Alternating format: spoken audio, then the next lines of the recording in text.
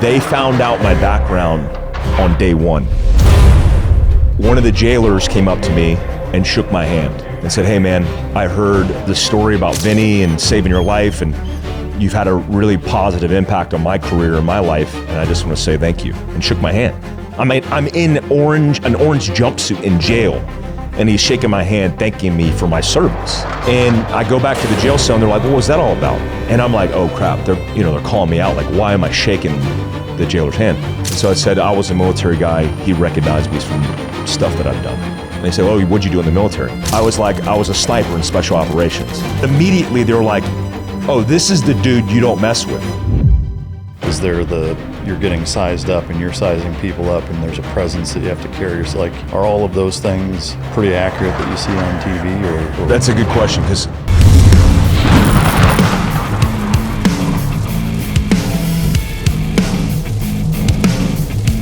I have 4 dogs, and they've eaten all types of different food. And we recently found Team Dog, I believe this spring. So we've been on it for a year. Seeger was on it first, and Tiller was on it, and then we put the Goldens on it. And I mean, all the dogs eat less food. The dogs' coats are way better. Everything about Team Dog is, I'm very impressed. My dog trainer, Justin Allen, he uses it on all 60 dogs that are there for training. He's tried every single food in the game too, and they just stay super healthy on this Team Dog. Ladies and gentlemen, as always, it's both an honor and a pleasure to welcome my next guest back to the podcast, former Green Beret and CIA contractor. He was the founder of Fieldcraft Survival, American Contingency, and recently started Wolf 21, which is military-grade performance supplements, which I have. Thank you for sending, by the way, and they're awesome. Podcast host, used to have Mike Force Prepared and Fieldcraft Survival podcast. He's got a new podcast called Preaching to the Choir, which we're going to talk about. He's also the author of Prepared. Ladies and gentlemen, welcome back, Mike Glover. Thanks for having me. Dude, thanks for coming, man. I've been wanting to do this for a while, and quite a bit has happened. You were episode 51, where this will be 270, so it's been 5-6 years, I think, since you've been here. What's the last full book that you've read? The last full book, I reread Endurance, about Ernest Shackleton's expedition. I try to do that periodically, but that's the last one. Yeah. I'm in the longevity code or something like that, about psilocybin and the history of it right now, on audio, but the last full book was Endurance. Have you messed with psilocybin, I imagine? Yeah, so I've been on. I've been on a spiritual journey recently. So I just did Ibogaine with the Mission Within. I did psilocybin with a local church via a retreat kind of deal, and the Mission Within also 5-MeO DMT. Yeah. I'm curious. I've had a number of guys over the years that have done that whole experience. While all the paths or journeys, experiences with it vary a little bit person to person, there's kind of an overarching theme that's all basically the same, though. I'm curious, what was your experience like with that? Did you know that driving under the influence of marijuana is actually illegal? That's right, driving high can get you a DUI. And if you're wondering if law enforcement can tell when you're driving high, well, everyone else in your life can. Your friends can tell, your coworkers can tell, even your parents can tell. So what makes you think law enforcement actually can't tell? Well, they can. If you feel different, you drive different. Drive high, get a DUI. Paid for by NHTSA. Yeah, it's interesting. I didn't want to do it ever. People have told me about it for years. I've interviewed a whole bunch of people who have started nonprofits on it. The reason I didn't is because I just didn't feel like I needed it. Then I did hit rock bottom. And that's a common theme amongst guys that go to that, at least from what I hear. And the guys that I went with, we were all basically circling the drain. And I really don't feel like I have post-traumatic stress as far as things that I experienced in the military don't really impact me. But I certainly have traumatic brain injury, TBI. I've been diagnosed with it. I've had a CTE scan that shows it. And so that was the main reason, is I wanted to address with neurogenesis and a lot of the benefits of it, some of the brain issues. Yeah. When you say you hit rock bottom, do you mind sharing what that encapsulates?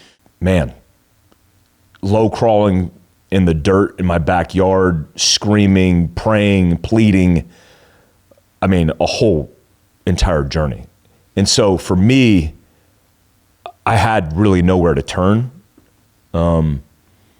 I had friends to lean on, but I didn't want to burden them. I'm that guy, right? I don't like to burden people with my drama. And so my life and the persona and all the things that I did professionally overnight ended. I lost my business. I lost my book deal. I lost my security. As a provider, as a father, as a spouse, all of it was impacted and affected. And so I started reaching out for the first time in my life and texting people like, hey man, I need help. And I got the help that I needed. The mission within, through an organization called Frontline Focus, which is ran by a former DevGru operator. I did a call with him and he's like, I got you. And I had to wait a period of time to go, but eventually I got in. Yeah. So before we get into the actual Ibogaine path experience, taking a step back from the rock bottom standpoint, or even from a kind of setting the record straight, because I remember seeing that, because I think anytime any of us have something happen, that whether it's in the news or, pick something, a bunch of other podcasts pick it up, or people that's all they do is, scour the internet for headlines of somebody who's in the social media military vet bro space, if you want to call it that, and catapults it to the forefront. Can you kind of walk through what was alleged and what happened, and kind of give the straight story? You're obviously guilty until you could prove that you're innocent. It's always how it works, right? That's how our justice system works.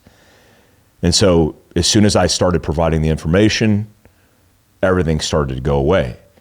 But the initial allegations from a year and a half ago were 35 years of charges, 4 felonies, 3 misdemeanors. And it was a combination between the police department really amplifying. Look, it's not even debatable. It's not a dispute. I know, because we had guys inside of that department, and we're still seeking potential litigation. But we had guys on the inside of the department that were telling us things that you wouldn't believe. Maybe now people would believe it because there's a lot of corruption going on. So that turns into complete dismissal. More so, there were people supporting me, but a lot of people did jump on the bandwagon. And from the very beginning of me going public, which I had no intention of doing. I was a contractor for the agency and I had no social media. To, I have to figure this out. I don't know how to do it, but here is a social media app called Instagram, and you could start posting and supposedly drive a market and do all these things. An opportunity exists. And so I took that opportunity. And from the onset, I've always been genuine and truthful, even in my failings, most significantly my failings, because that's how I operate in the military. Like, hey, here's what I messed up.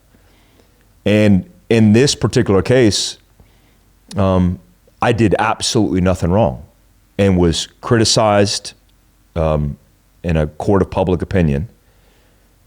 And right now, post kind of this experience, after losing everything, it's reshuffled the deck of the priorities in my life.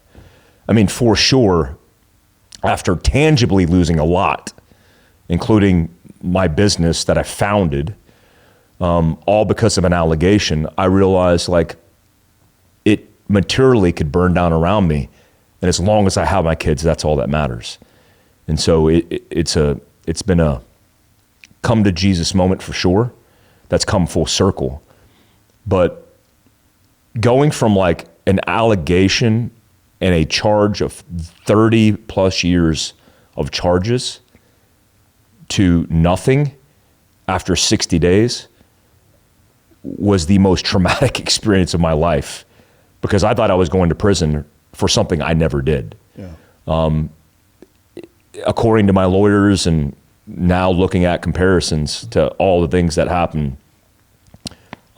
there's an expedited process for some of these things that can happen. And in my case, it did. The district attorney looked at it and was like, what is this chaos? He did his due diligence and it went away. I'm thankful for that.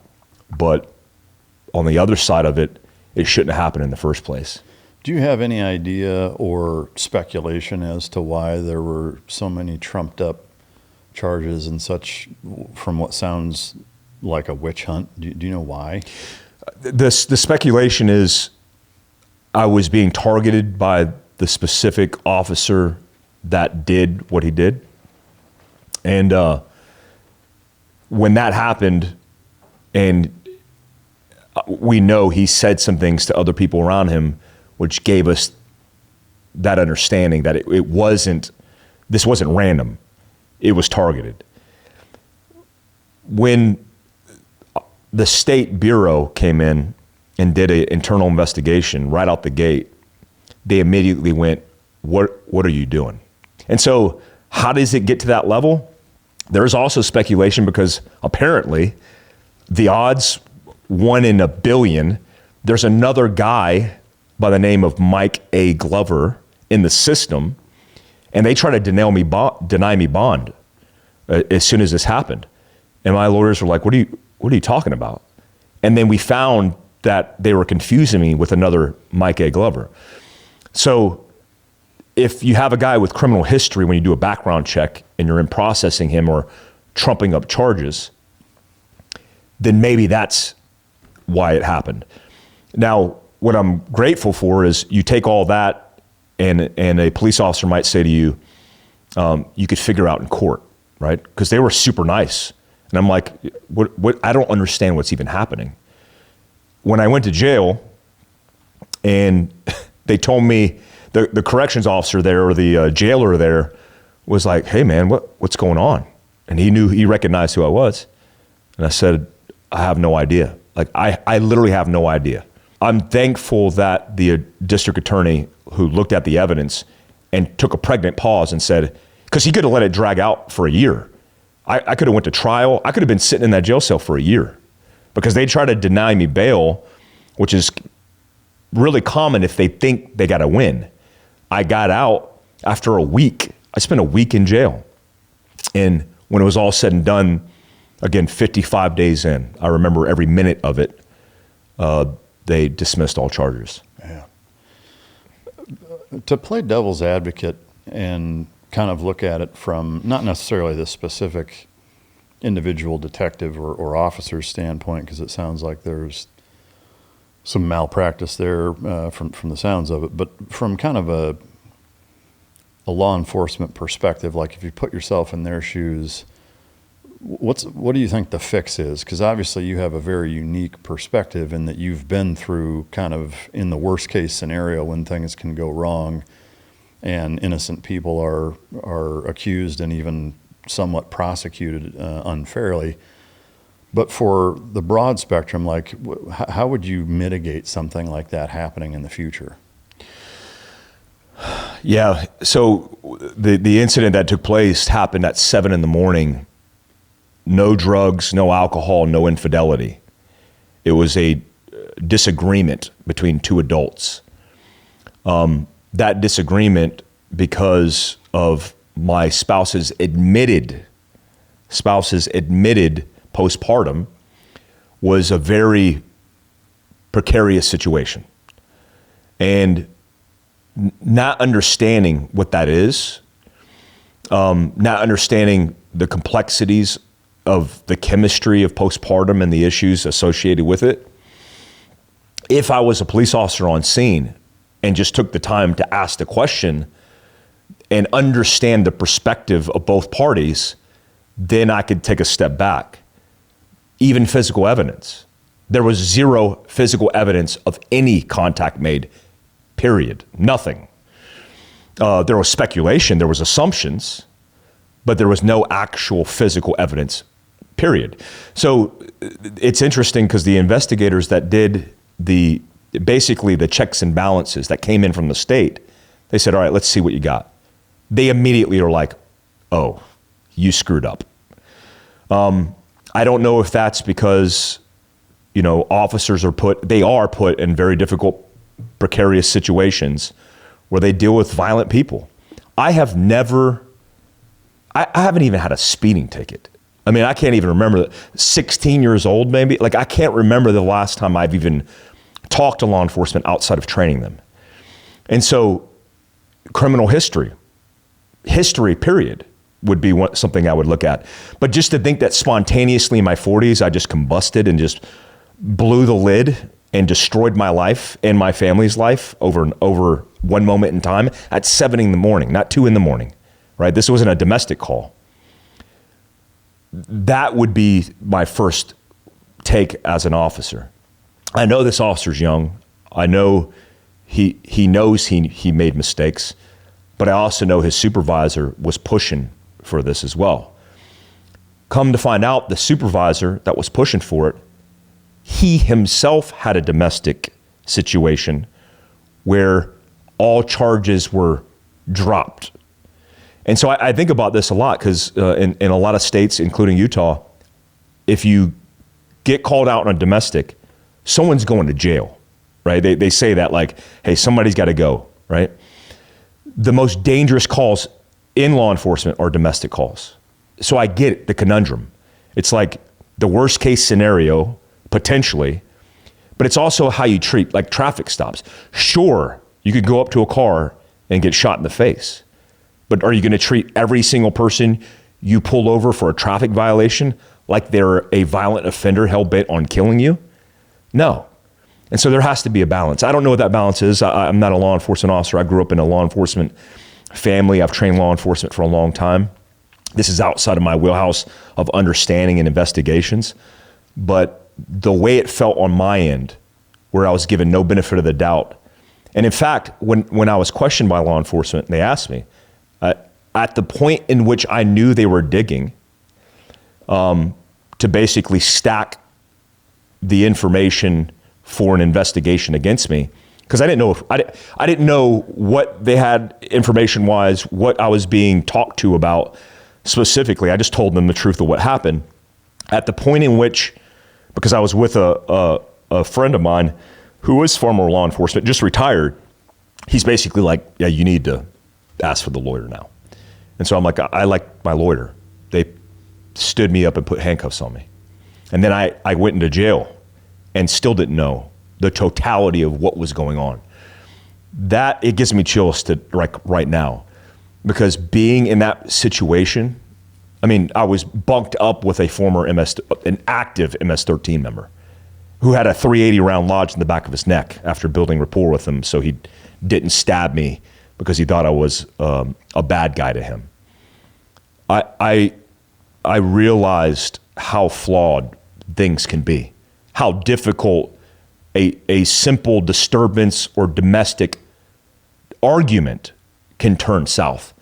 And then compound that with every single case that involves domestic anything, if there's kids on site, you're potentially going to lose your kids. And then it gets real ugly, especially if you're a soft guy. If you're a former special operations guy, for sure, it's not going to benefit you. They're going to use it against you. Yeah. Dude, that's brutal, man. I mean, it gives me chills hearing you talk about it, just putting myself in that position. Like, man, I can't think of a more helpless feeling than that, than being in jail, totally unaware of kind of what the totality is of what you're facing, and knowing that there's a very real possibility that you're not going to see your kids anymore. And they were young, right? 3, 5, Yeah. 4, 6, what? Yeah, 5 years old. 5 years old. I mean, man, that's so tough. I am curious, the week in jail, you said you were bunked up with an MS-13. But were there any issues in jail, like any fights or any crazy shit happened there, or like what was that like? I'd rather go through SEER school than spend one day in jail. What jail? I was in Utah County. Okay. Utah County jail. And because of the litany of charges I was accumulated with, I was in a special section in basically solitary confinement. I mean, they wanted to put me in solitary confinement. In fact, they called down and put me in solitary confinement. We think it's officers who called and said, hey, this dude's high risk. He needs to be put in solitary. They try to move me to solitary, and the jailers who were super squared away stopped me in the hallway as they were transporting me and said, why are we moving him to solitary? And he said, I don't know. I just got a call. He goes, do you want to go to solitary? And I'm like, bro, is that a good thing? I don't even know what you mean by that. Like, do you actually mean like a hole in the ground? He's like, no, it's a hole in the ground. And I said, no, I don't particularly want to be in a hole. I mean, are you doing it because you're trying to protect me? Because like, what's going on? He goes, I don't know why they're moving you. I don't think you need to go to solitary. It's up to you. And I'm like, I don't want to go. And they turned me around. They put me in general pop, and then they pushed me out to the unit. And the unit that I was in was for basically felons. The first guys I interacted with were career criminals. I mean, they were, one of them, a former MS-13 guy who had a 380 lodged in his neck, was shot point blank in his face by a rival gang member right in front of his kids. His wife was riding shotgun. He fought the guy who put the pistol to his face and caught it in the side of his face, and then it lodged in the back of his neck. About 6 hours in, I was doing breathing exercises with that guy so he can calm down. And he was like my yoga partner for a couple of days. I knew I had to build rapport in that place because I didn't know how long I was going to be there. And at about day 2 or 3, after not talking to anybody, I saw the writing on the wall and was like, I might not get out of here until trial, and that could be a year, based on talking to other guys. So I was put in to another unit or another cell with another guy who had committed assault, admittingly.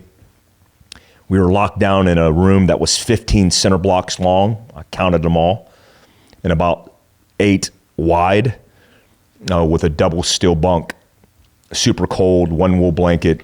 The coolest thing was the orange, because I like the orange accents, the orange flippy flops were kind of cool. But that's about it. We were let out of our cell 90 minutes a day and locked up in that cage for the rest of the time. Is that 90 minutes out in like a yard where everybody is loose, or did they put you in like those individual pens? You're let out for 90 minutes in the section. There's no daylight. There's no sun. You basically get out, and like a caged animal, I just started moving because my nervous system was so broken at that point. I would just pace the area, and it basically had a small little foyer where they had chairs and a TV. So most guys just went out and sat outside of their cell and watched TV for 90 minutes before they locked us back up. In that time, you could make a call. You had to wait in line for it, so a 5-minute call. And then, you didn't get the opportunity to go in any yard. I mean, there was no sunlight. I mean, like, you see prison and jail portrayed in movies, shows constantly.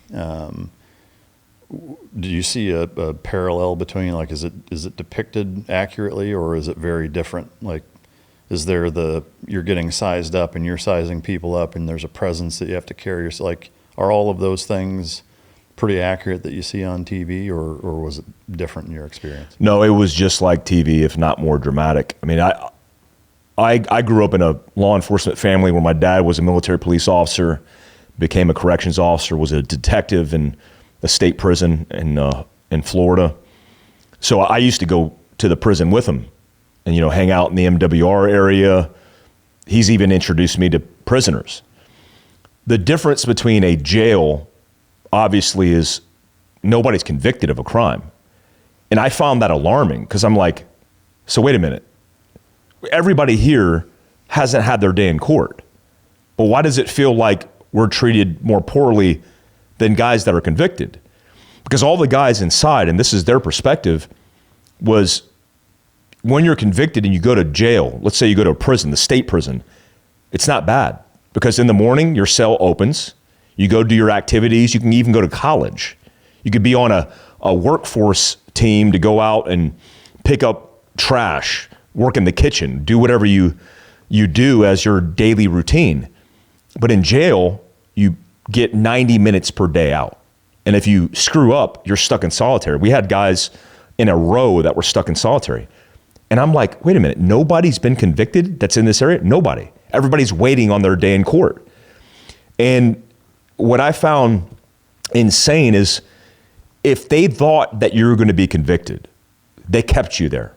Because the idea is, one, they could work a plea deal with you and say, hey, if you don't want to go back, you've spent 6 months in, we'll count it as time served, and you just take the plea deal.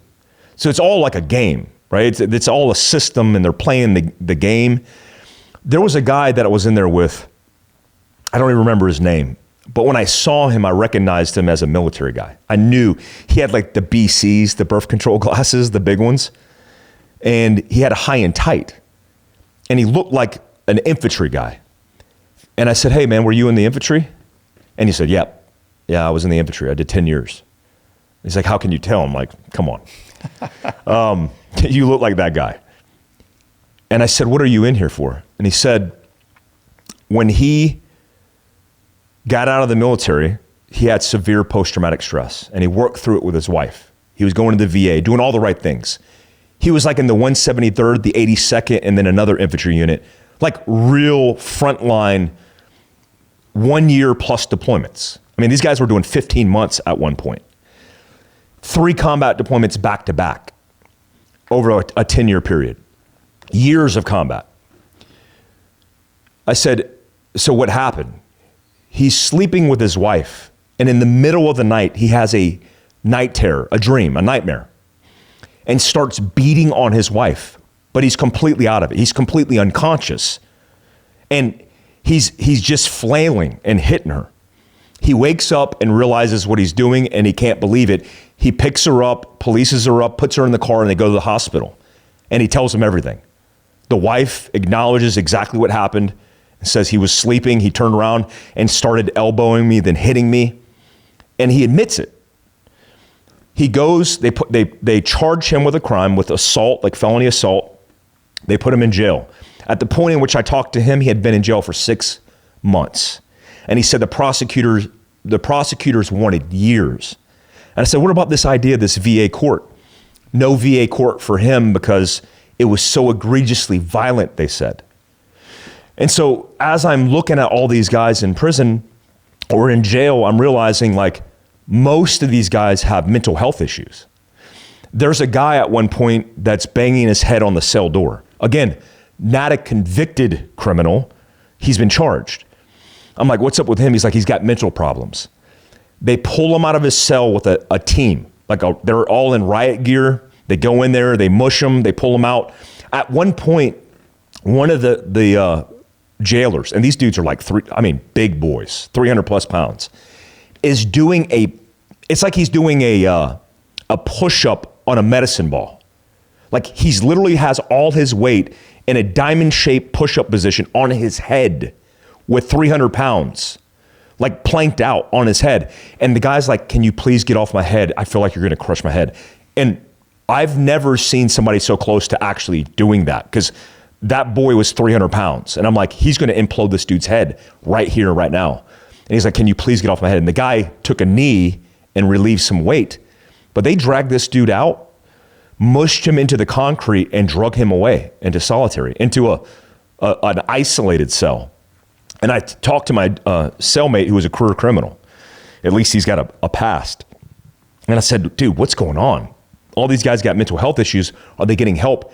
And he said years ago, they took away the ability for guys to get mental health treatment. Like the asylums, the counselors, all that. Where my experience sitting in that jail cell the realization is I was in a mental asylum with a whole bunch of people that were capable of hurting you, not even realizing what they're doing. So my tactics had to change completely. I mean, I was isolated in a jail cell with a seemingly nice guy, but I didn't know if this dude was gonna, hit me in the back of the head in the middle of the night and try to do stuff. So I was definitely on my toes. Yeah, it sounds intense. I mean, I am curious. I mean, obviously you didn't go to prison, or you haven't been to prison, so you only have one half of the perspective. But in hearing you describe that it's, a jail filled with people who have been charged but not convicted, is there any essence of guys wanting to kind of keep their nose clean to not enhance charges or make the problem worse? Or is it just that kind of feeling like a powder keg, essence that's always like shit's about ready to boil over at any given moment? Yeah, that's a good question, because the hat on the coffee table sitting right in front of me belonged to Glenn Doherty. It was a John Deere hat that I gave him. He had it when he tragically passed in Benghazi. BUBS Naturals is a tribute to Glenn. They have collagen peptides, which I put into my morning routine every single morning, as well as the functional creamer / MCT oil that goes into it as well. They have hydrate or dielectric electrolyte drink mixes, which are great for pre-workout, during workout, and post-workout to get all the added sodium, potassium, magnesium, et cetera, that's required when you deplete it. BUBS is a family company. The way that they started is, again, super close to my heart, with him being one of my closest friends for a long time. And I encourage you to go to bubs.com, and now there's a landing page specifically for Mic Drop listeners. Just enter the code Mike, M-I-K-E, all caps, and you get 20% off your first purchase at bubsnaturals.com. So that's www.bubsnaturals.com/Mike. And you can check out the Mic Drop landing page and go support an amazing cause. A lot of the guys I was with, look, I'm a crybaby, man. I was very emotional in jail, and I wasn't afraid to cry. Between reading the Bible and praying and crying, everybody around me, especially when I was in general population for a couple of days prior to them breaking us out, they were very empathetic, and they found out my background on day one, because one of the jailers came up to me and shook my hand and said, "Hey man, I heard," like he was a canine handler. He said, "I heard the story about Vinny and saving your life, and you've had a really positive impact on my career and my life, and I just want to say thank you," and shook my hand. I'm in an orange jumpsuit in jail, and he's shaking my hand, thanking me for my service, post-service. And I go back to the jail cell, and they're like, "What was that all about?" And I'm like, "Oh crap!" They're calling me out. Like, why am I shaking the jailer's hand? And so I said, "I was a military guy. He recognized me from stuff that I've done."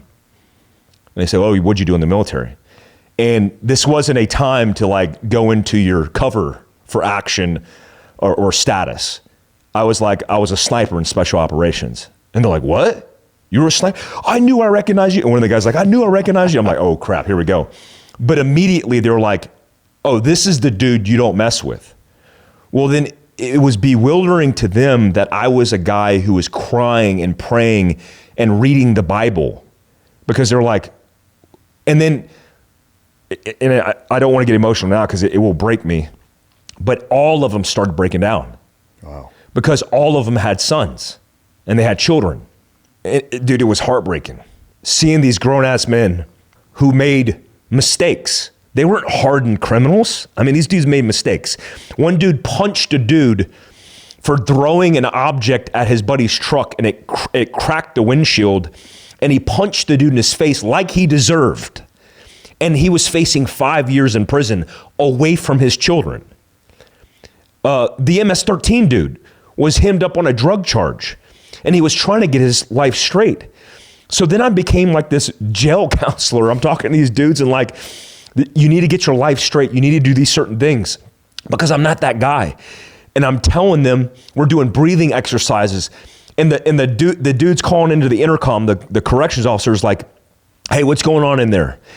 And I'm like, everything's cool. I'm working with him to breathe, because they're breaking down so much and getting so angry because they realize that their children are left behind.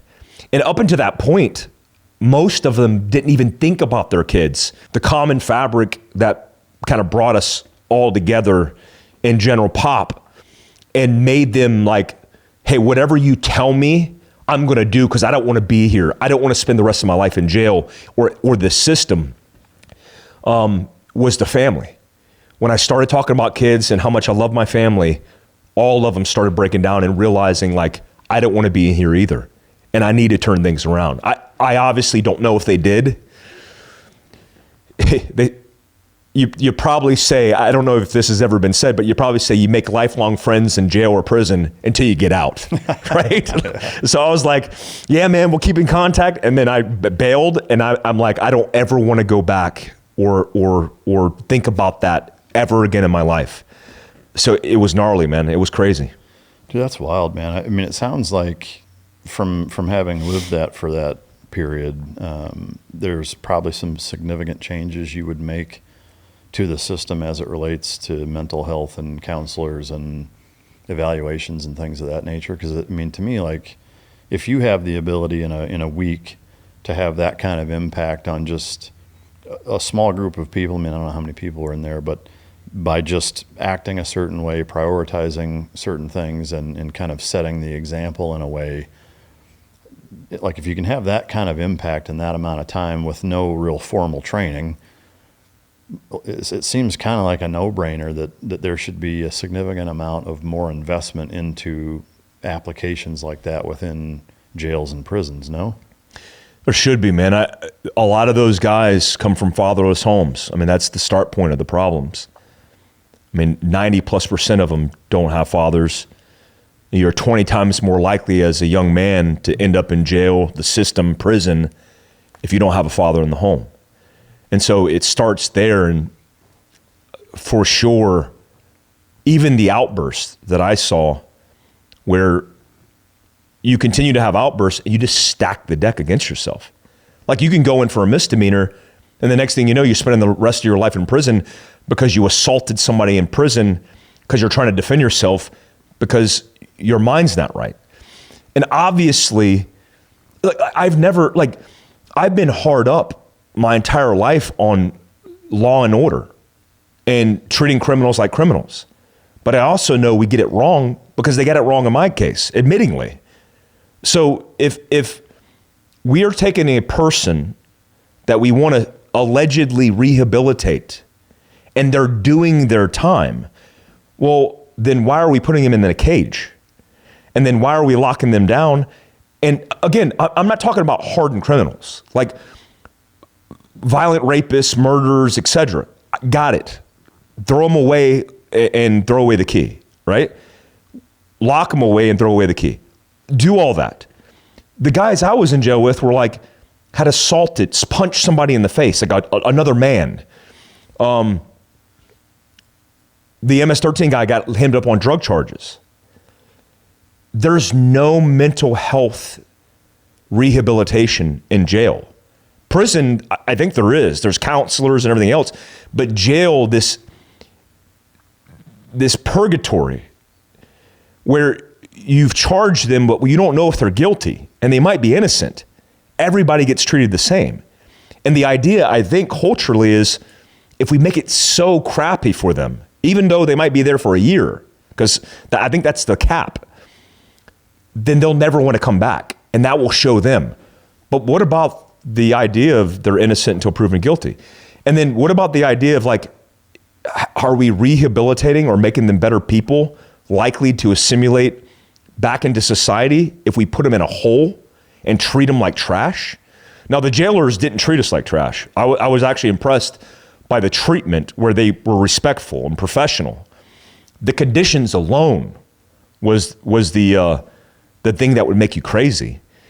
And it made me realize, like, no wonder that you're more likely to end up in jail if you go to jail, just like you're likely to be a junkie if you do crack or cocaine.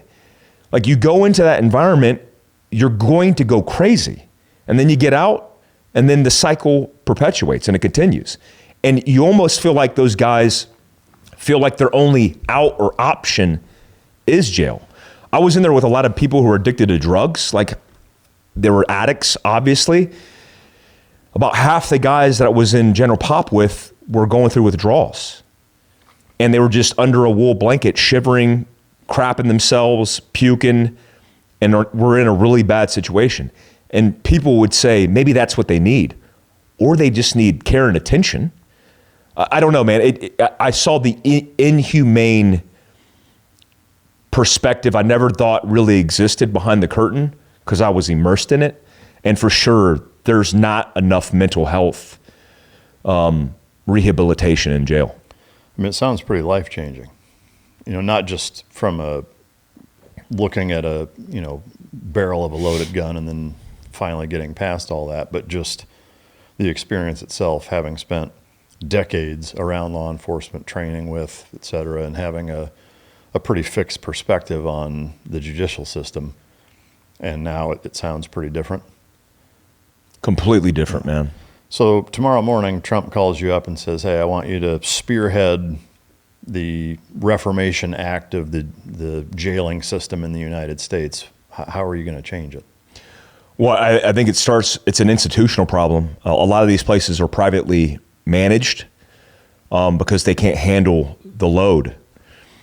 I also get the perspective of, some states like California, you'll have a felon who's out on 20 different arrests and multiple felonies, and he's roaming the streets. Where in Utah, you're putting a guy in jail for a long period of time for a mushroom that he grew in his basement. I mean, there's a guy in Utah who just got charged with 200 years for growing mushrooms in his house for himself, for psilocybin. And you're like, okay, each state has its own culture and identity that's affecting and impacting the population. I think it needs a massive overhaul and reform across the board. Look, this idea of qualified immunity, the courts, the officers get qualified immunity. I don't know. I won't be definitive on this because I don't know enough. A lot of law enforcement have educated me on why we should never not allow qualified immunity, because obviously in the profession, it's high liability already. Officers are already second guessing themselves, and that could cost them their lives. I get that. But there's really no consequences for a bad action on these officers. I mean, it's a civil litigation dilemma I'm facing, which is like, yeah, we don't want to touch this with a 100-foot pole because they're just going to be let off. I think it starts there because there's an entire system. I mean, a huge controversy right now is, for example, sober DUI arrest. Because now with marijuana being legal in a lot of states, they could, at their discretion, via doing some test, determine whether or not somebody is potentially under the influence of something, and they got to get a blood test. There are states like Tennessee that are rampantly arresting sober people on speculation, where it takes 6 months to get the blood test back for some reason. By then, their lives have already been ruined. And so I think it starts there, and at the system itself, it really comes down to even the scheduling. I mean, dude, 90 minutes. I looked at the situation I was in and already started angling on how I was going to be able to get out of my jail cell more than 90 minutes. I went to the jailer and said, hey, I heard there's a kitchen staff. I don't know how long I'll be in here. Can I put my name in the hat? And he's like, yeah, I'll put you on the list. And nobody else was thinking that way. I mean, there were guys who were getting out of jail during our 90-minute cell break and were like excited about like being in jail, because the alternative was they had bills, they had responsibilities, they had drama, they didn't have a guaranteed place to sleep and eat. And it's like, so Is it possible that people are using the jail system or the justice system to get themselves into a better situation than they are? Why? Maybe they don't have the resources. And overwhelmingly, obviously, men end up in jail and in prison, overwhelmingly. Look, I see all the posts on social media where somebody gets hemmed up for something, and the first thing you want to do is throw the book at them and destroy their lives.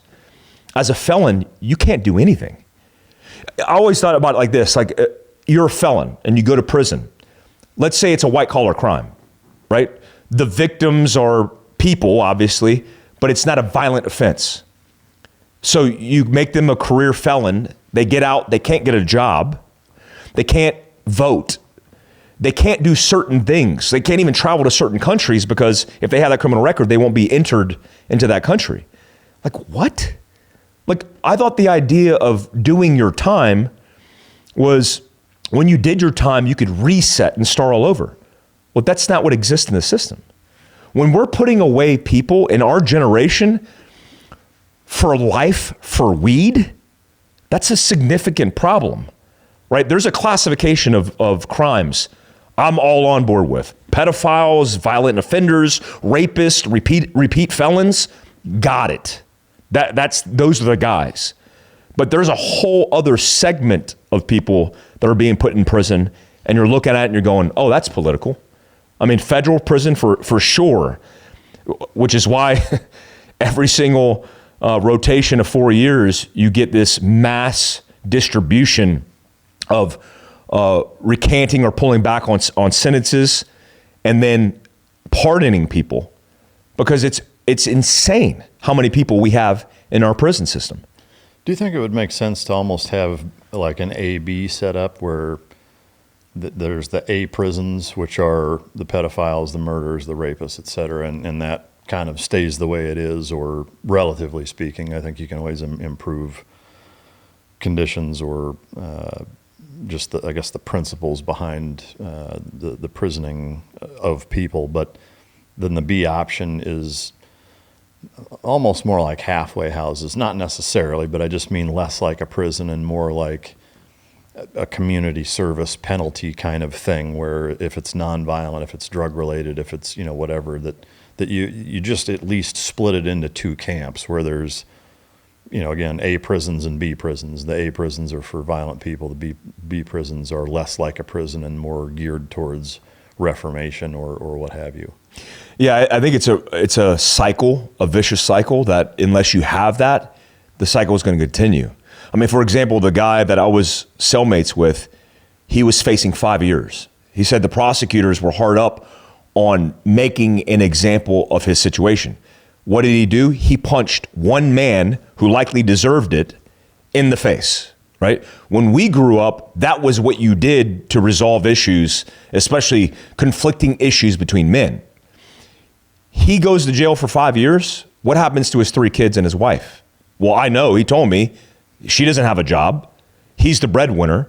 Now you have sons being raised without fathers. And again, the statistic is the statistic. It's 20 times more likely without the father in the home to end up in prison. And so what's happening in the inner city across this country with African Americans?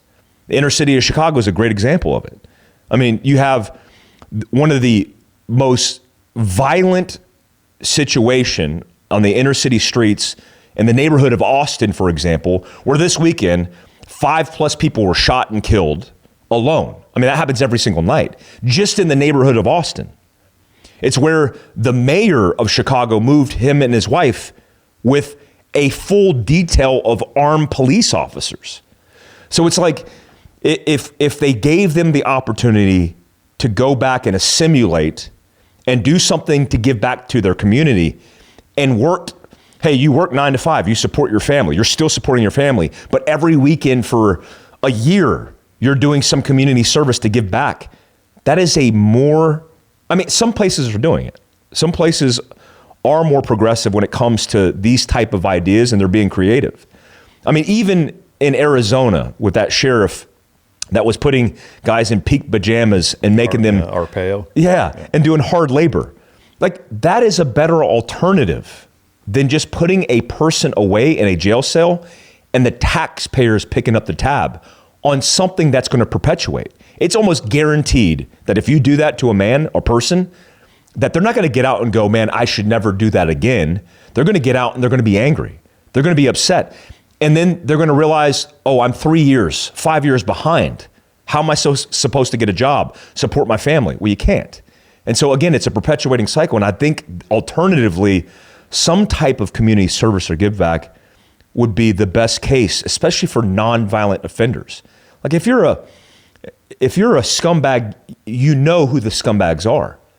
But when we're locking away people for like these 200 years for mushrooms, I mean, what are we doing? And the Utah News talked about that like it was a big victory. The SWAT team was bragging about it, how they got this criminal off the streets growing mushrooms, fungus that grows naturally in his house.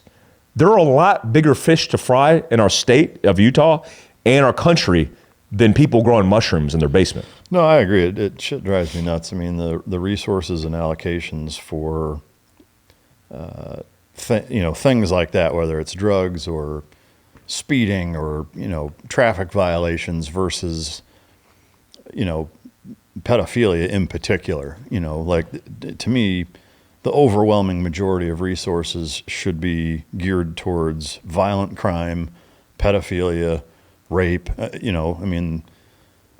Like from a resource standpoint, you see all these, like, especially on YouTube nowadays, like there's the Arkansas State Police, like they I think even post like their dash cam footage of chases. They're chasing dudes in sports cars and motorcycles and whatever, and you'll see 5, 6, 7, 8 cruisers fucking drop everything to chase, some 19-year-old on a crotch rocket, and it's like, I would bet that in that same town, if some chick called in and said, hey, I'm in the Target parking lot and there's a 70-year-old trying to drag a 9-year-old girl in his car, I don't think you'd get that same 8 fucking cop cars hauling ass in there, knocking people off the road to stop that. To me, that's a huge problem. And I don't get it. I don't get why there's such a disparity in resources allocated for things that, again, from that big picture, bigger fish to fry standpoint, it doesn't seem like it fucking matters. I don't do you have any concept of why that's the case?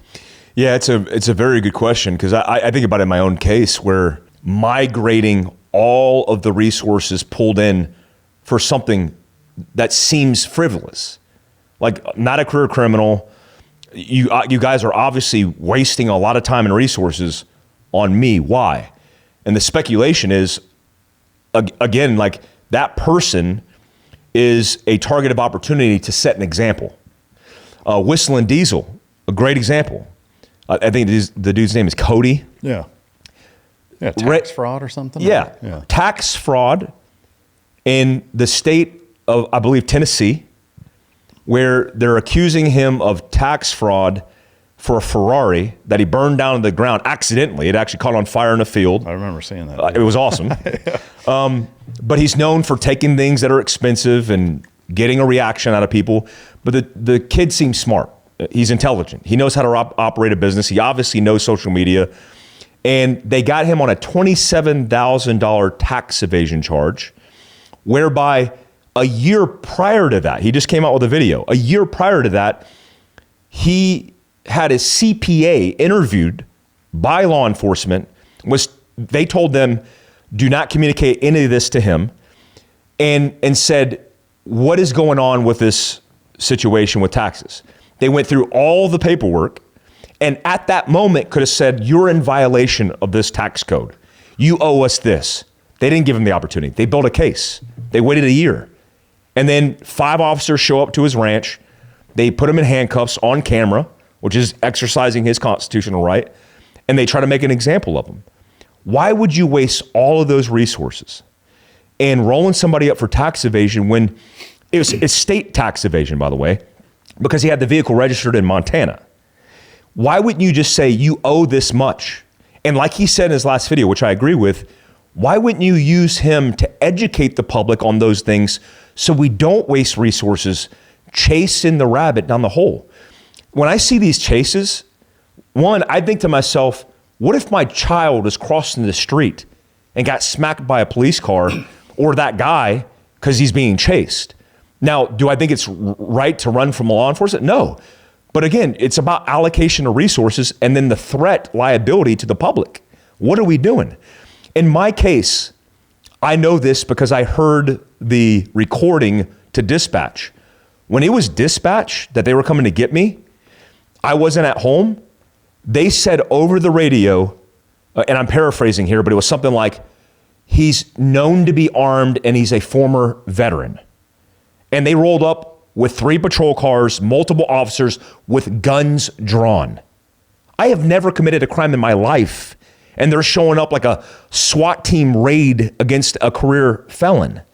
And so I don't know why it's tit for tat. There's guys that I'm paying attention to now that kind of monitor this stuff and pay attention to why there's inconsistencies in this.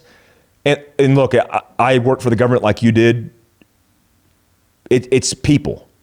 It's not particularly malice and intent. It's just incompetent, corrupt people that are in positions of power that get reckless and do stupid stuff. And that could be a sheriff, that could be a police chief, that could be a mayor, a governor, etc. And when that happens, then you get shenanigans. Yeah. I mean, to me, I would love to see a reprioritization of the big picture stuff, you know, like even if it's almost like a business would have a mission statement, like, you know, every county, every PD, you know, could have even if it changed, but like a laminated, here are the 10 biggest problems in the city statistically, right? This isn't opinion. It's not what pisses you off the most. Here are the top 10 problems in our city. This is what you guys should be focused on. Maybe it's 5. I mean, I don't know. But like to me, like if, you know, that adage of running a business, because there are a lot of elements, I think, to having an effective police force that are similar to running a business in a good way, is that like, you know, if none of your employees know where you're trying to get from point A to point B, if they don't know what point B is, it's going to be a lot fucking harder to get there. You know, if nobody knows what the goal is, I mean, it's no different than, we'll say, Afghanistan, you know, DOD in Afghanistan. What does it look like to win? I don't know. Well, how the fuck are you going to win that then? You know, to me, something that simple, I think, could make a big difference. Like, hey, pedophilia is the number one problem in pick a city. This is what you guys should be focused on. You know, I don't know. Like that shit drives me nuts, though, and I see. You know, to me, what just seems like such a missed opportunity to actually make communities safer and not harass everyday citizens who aren't, in the grand scheme of things, the big picture part of the problem that seem to be getting a disproportionate amount of negative attention.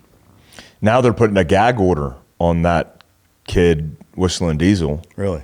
They issued him a gag order. He's going to court for it actually this week. And if he loses that case and they got the gag order on him, well, basically his First Amendment right to like communicate openly about what's happening to him publicly on YouTube is going to go away. And so there's a lot of brokenness in the system. And look, I think if people want to change it, they got to get involved. And it's not just like the justice system. It's all the systems. It's everything from your local city council that's approving overdevelopment with under the table deals to the people who educate your children. And it's like, if you just wait to hear about it on the news because it doesn't involve you. Like I've heard so many people say, well, it sucks to be you, you know? Well, until it's you. I never thought in 45 years on in my life on this planet that I would ever be put in that situation. And here I am. Oh, and by the way, after that happened, the amount of people that reached out to me and said they were being treated the same by child protective services or by the justice system for something they didn't do was insane. And not just strangers, but people close to me.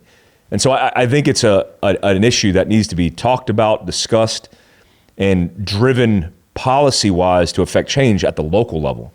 Yeah, to me, it reminds me of kind of, you know, the transition in the 90s to hyper political correctness, you know, especially with child rearing. And I think that it's just avalanched into where we are now today, is that, you know, going back to say the 40s, 50s, maybe the 60s, there was probably too heavy of a hand in terms of raising kids, generally speaking. But I think that they've overcorrected it to the point where now, like, it's just as bad or even worse of a problem, just in the other direction.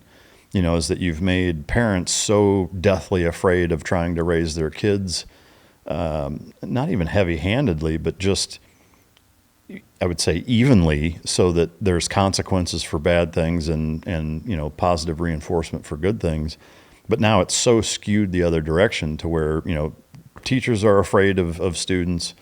You know, parents, you know, can't discipline their own kids, and you've got a whole sub-network of, you know, child protective services or even law enforcement that are dedicated to that application, that are I think so hyper-focused on, like, the getting into the weeds that they can't see the forest for the trees and aren't really looking at the big picture of what impacts it's having on society as a whole. Because I think it steamrolls from there, is that it 3, 4, 5 years old, and as kids grow up, they're, you know, now they're 19 and 20, and they're a total pain in the ass to deal with because they've never had a consequence in their life.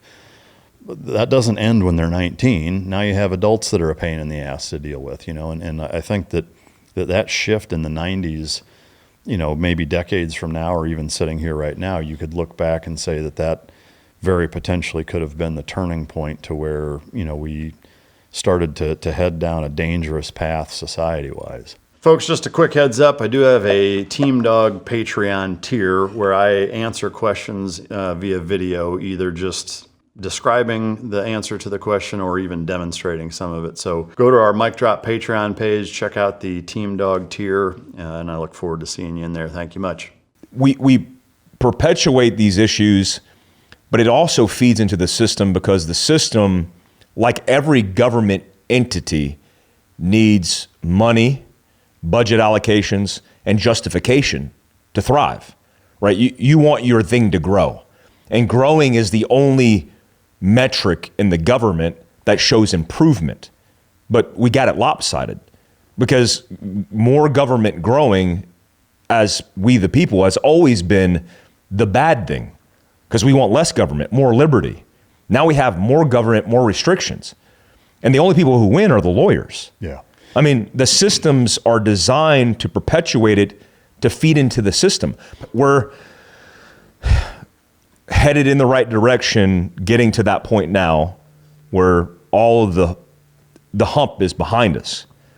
But again, it's still it's a self-licking ice cream cone, man. I mean the things that I hear even daily, now immersed in this world, trying to fight for fathers' rights, is insane. It breaks my heart every day, because I get the emails and the messages from fathers who don't have the resources that I have, that can't sell off things to pay for legal fees, that just lose their kids. I mean, they just straight up, if you can't pay for the service because you're mandated in procedural court, because that's what DCFS is, Department of Child or Protective Services, Family Services, that states in their mission statement what's in the best interest of the children. It should be the best interest of the parents, because the parents will determine the output of the children's lives based on their success. They should be involved in this process. If they can't pay for or don't have the resources for the services mandated, they just lose their kids. Yeah, man, it's heartbreaking. It's heartbreaking, man.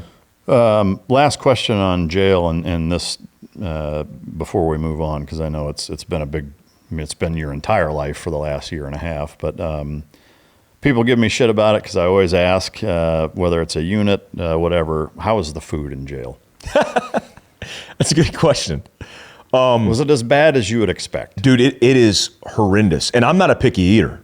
I mean, I'm half Korean. I eat fish and rice for breakfast. I'm not picky. In SEER school, I thrived because I was like sardines and rice every day. I could do that every meal, every day. So it makes MREs look... Dude, I would crush an MRE over jail food. In the mornings, it was like, it's not even porridge. It's just porridge, like one boiled egg and a carton of milk. Being half Asian, I'm also lactose intolerant, so I couldn't drink the milk.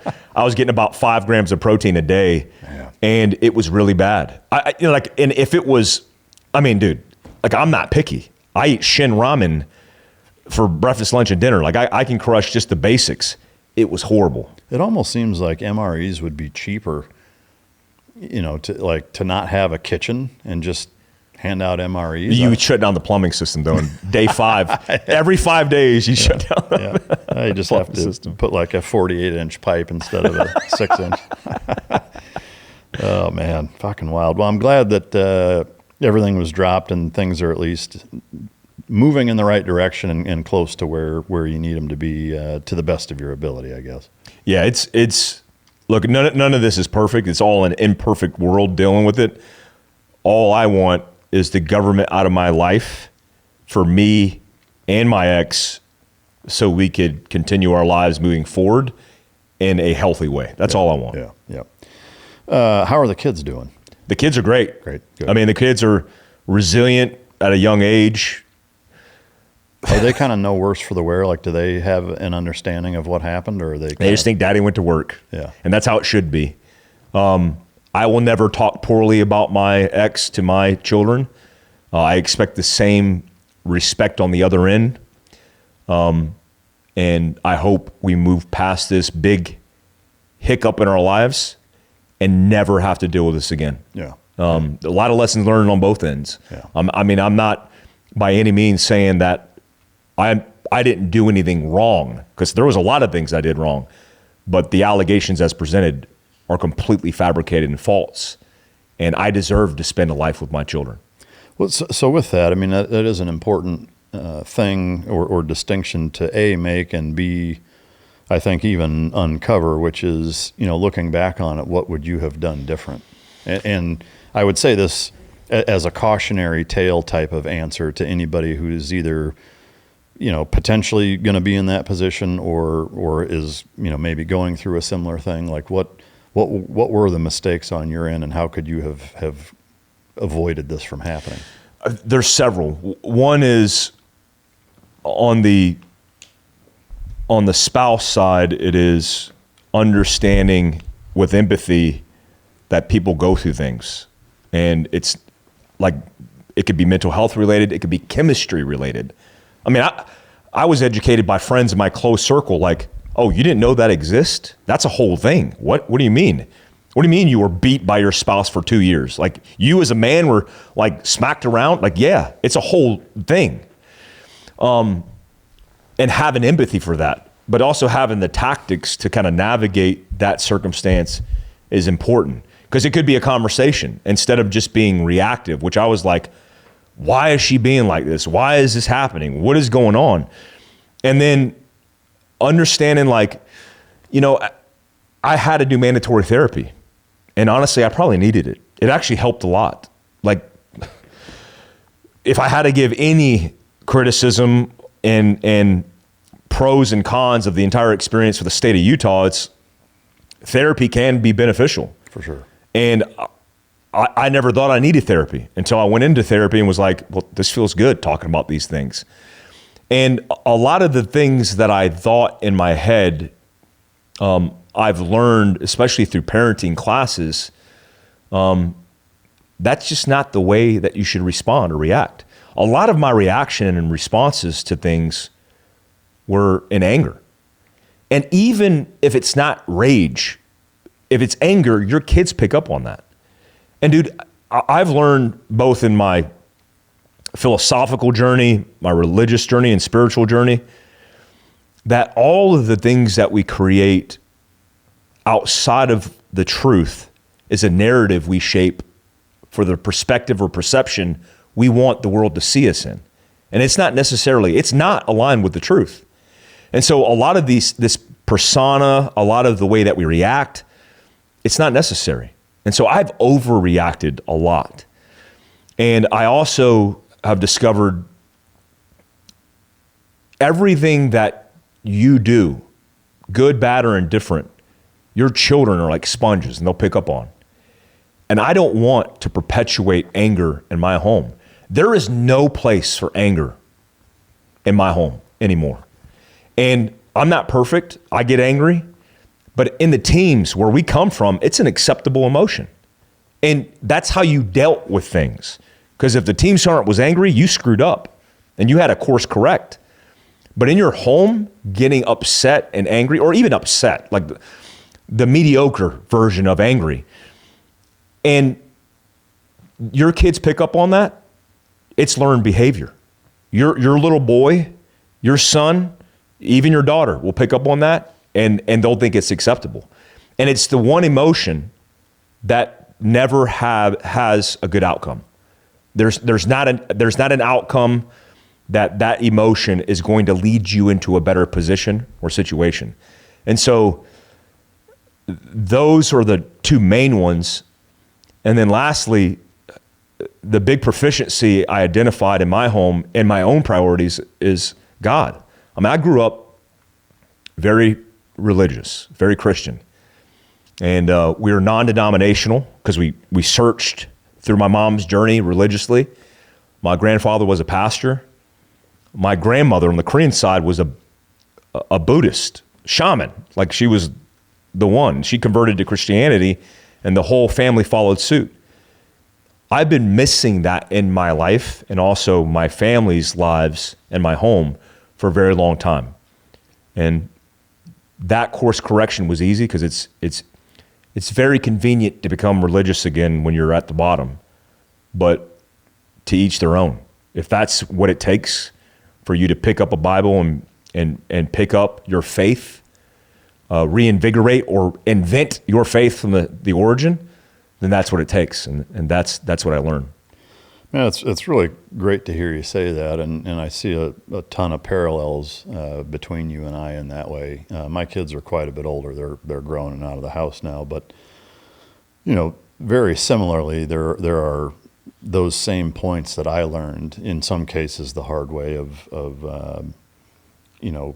not dealing with anger the right way, especially when kids are young, because they don't understand it. They feel your emotion, they understand, the presence that you're bringing to the table, but there's no way for them to rationalize what's behind it, and there's two really, really important things, or three, I guess, that I've kind of learned that I'll summarize my entire experience in fatherhood from, day 1 or 0 to 18 and out of the house, which is, and I want to preface this with, I did learn this the hard way, or I certainly didn't get it right. And even to this day, don't still get it right every time, far more than I ever did, years ago. But the two things are be kind even when you're hurt, and be calm even when you're angry. Just trying to approach every relationship in your life, not just one with your children, whether it's a partner, spouse, et cetera, business, friendships, you name it.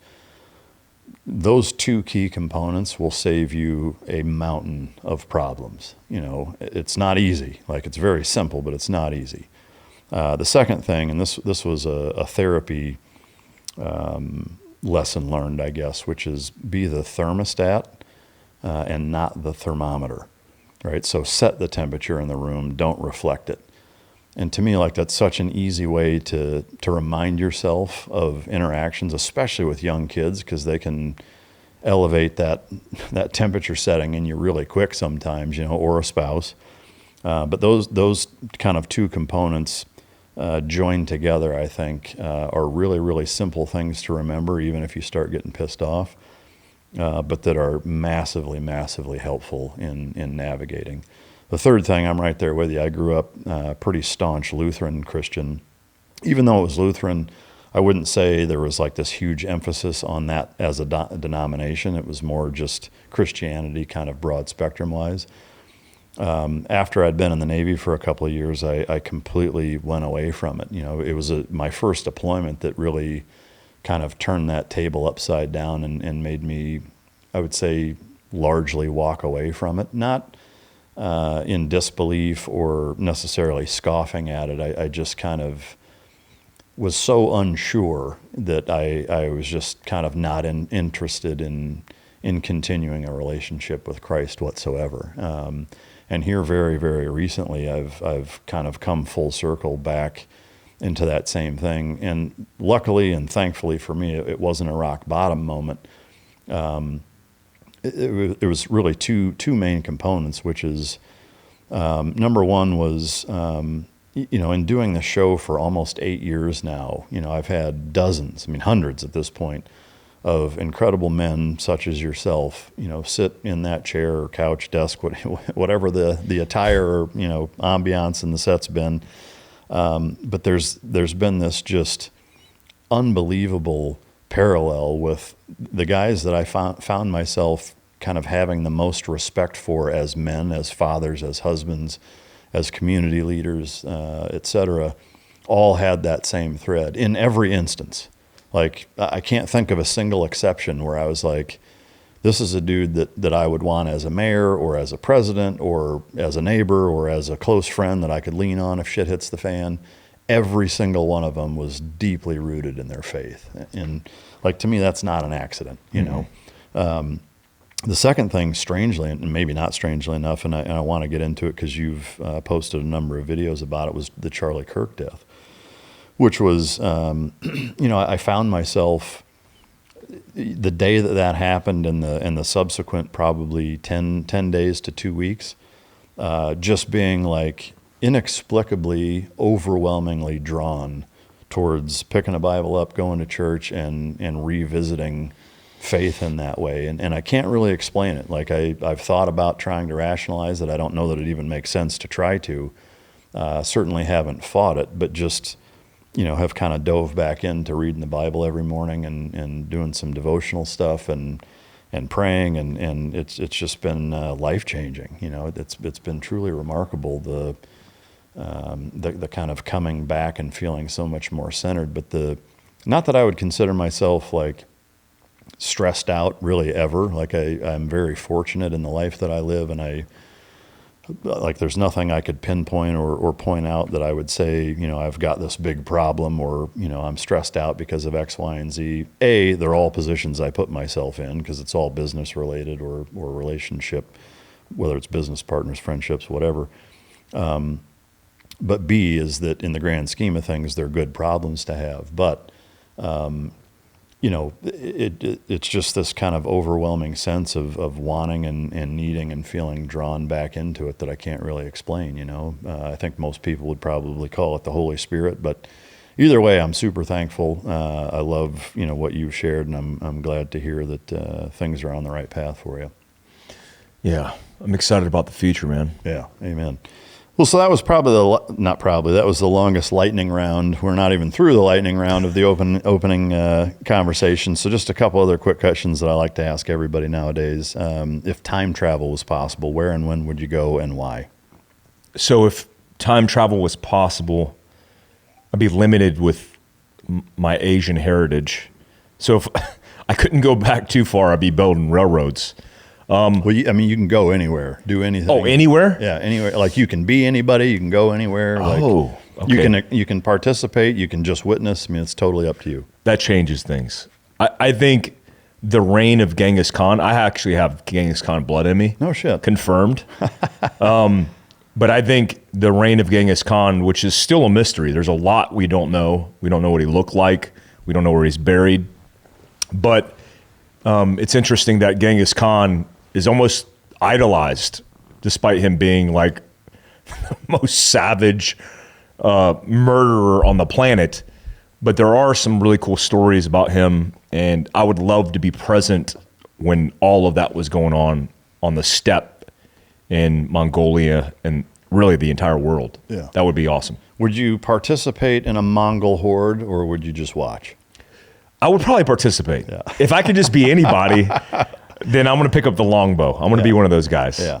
I've seen some archaeological digs where they found, this is in the UK, but longbowmen, if that's a term, and their skeletal structure is vastly different from all the other remains that were found because they did it from as early as they could. And all they did. Yeah, the strength and the hand size and the distance from their elbow to their wrist and shit, those dudes would fuck you up from hundreds of yards away with those fucking things. Yeah, off horseback. Yeah, it's crazy. No saddles. Fucking nuts, man. Do you have a favorite quote? Yeah, my favorite quote is from Ernest Shackleton. It was this family motto, and I've kind of modified it for preaching to the choir, but it says, "Through endurance we conquer." And after his expedition and the years spent surviving on an ice cap, I get it. But I think relating to my own life and other people's lives, it's how you conquer. It's just seeing it through. Yeah. Yeah.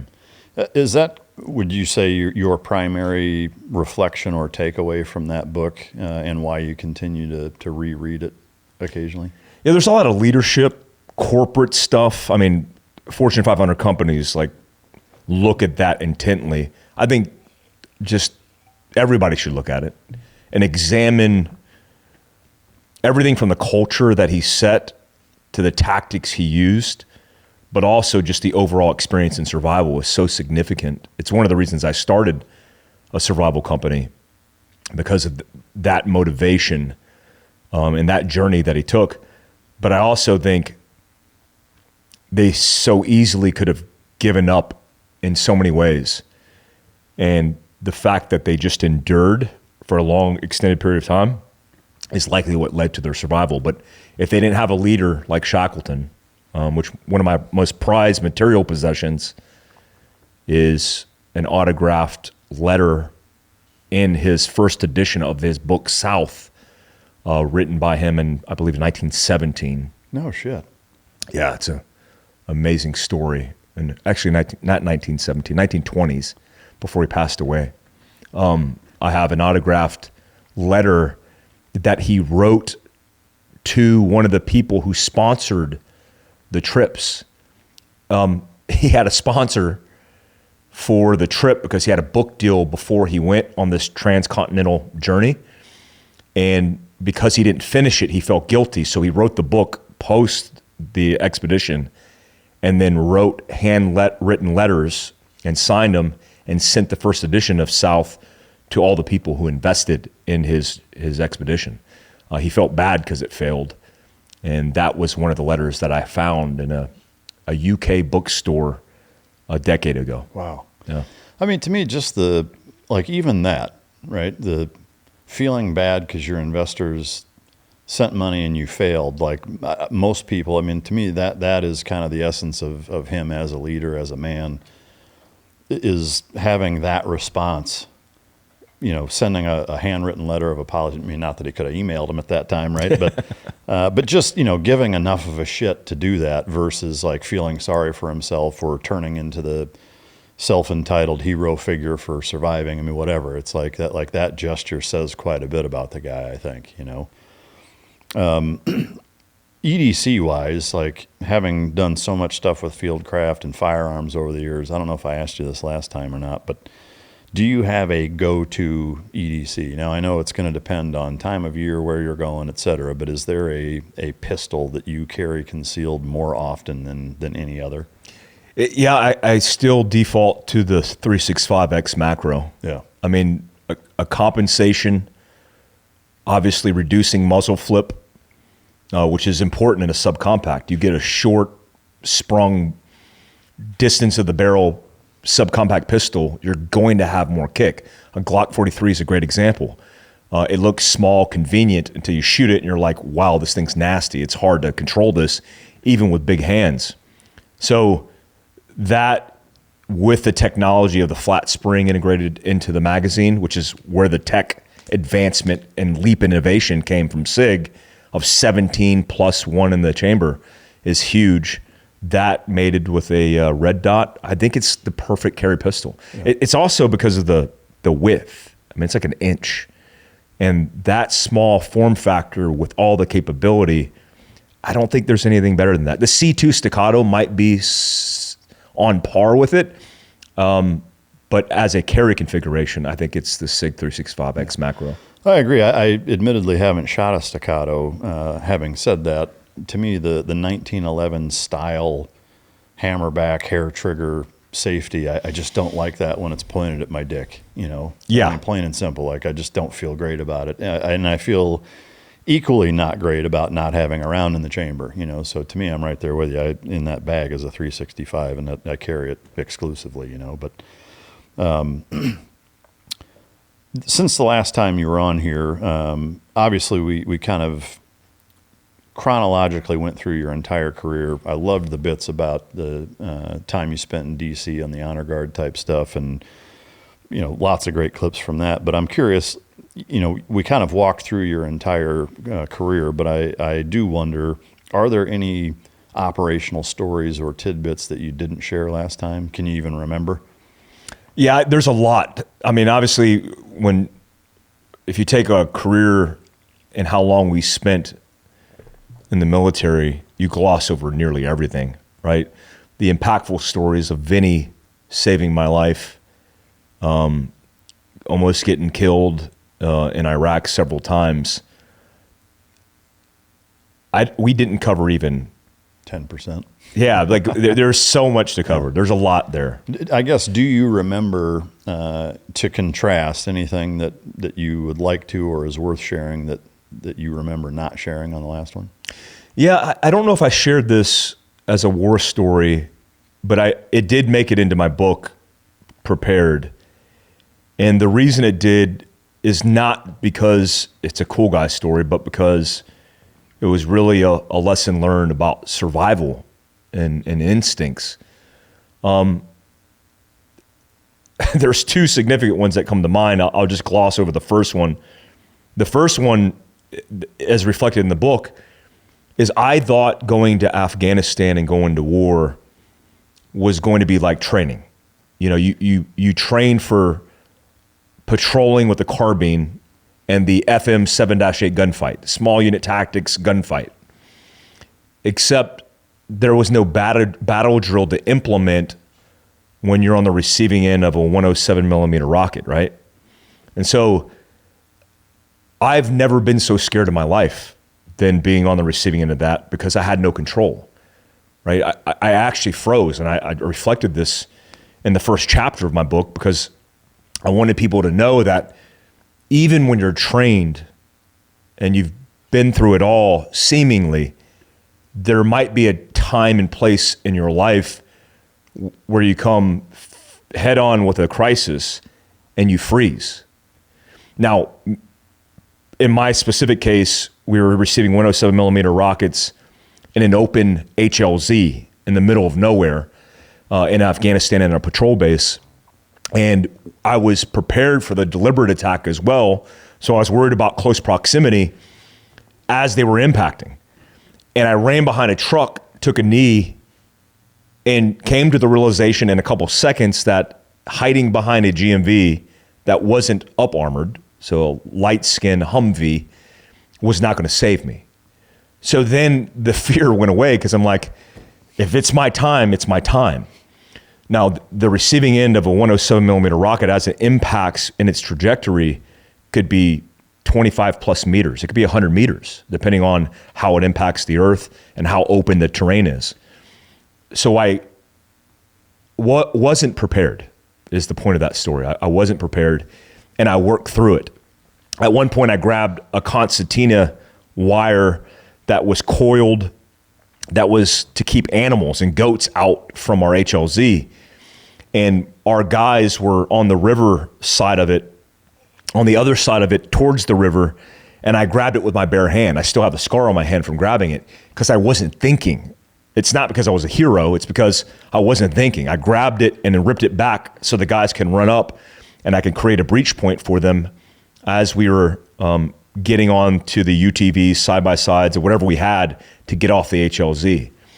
I remember screaming at the top of my lungs for some of the guys to return fire, and I don't know why I was screaming. Like, there was no reason for me to scream. I could have just communicated to it. But I was hyped up. I was hyper-vigilant, obviously, because of the situation. And it's a true testament that, again, you could be a trained operator, go through all of the stress inoculation. It doesn't mean it's going to prepare you for everything. And so I had to adapt. The second story is how I almost nearly died on a rooftop in Solder City in a hellacious gunfight and was saved by an F-16. Did I tell this story? I don't think so. I don't think so. We were in a major gunfight, a major offensive with the Iraqi Counterterrorism Force, and me and a guy named Chris, great guy. He's the best number one man I ever worked with, Chris was, because he just had no fear mechanism. He just would go head on into any situation. Is that necessarily the best guy? No, well, it's the best guy for him, for him to be number one. That's the number one guy you want. I would just be his good number two guy, but I was not going to be the good number one guy. And the thinking in my eyes as a guy in a stack was I never wanted to be the first guy, because the first guy commonly ran into a problem, and the problem was typically a middle-aged male that you had a flex cuff. Hey folks, let me ask you a serious question. Did you know that driving high is considered driving under the influence? That's right, driving under the influence of marijuana is as against the law in every state as alcohol. That means even in states where marijuana is legal, that means driving high could get you a DUI. And if you think law enforcement officers can't tell when you're driving high, well, my friend, you are wrong. If you're high, they can tell. Your friends can tell, your coworkers can tell, even your parents can tell. Everyone can tell. So what makes you think that law enforcement officers don't know when you're driving high? You'd be wrong.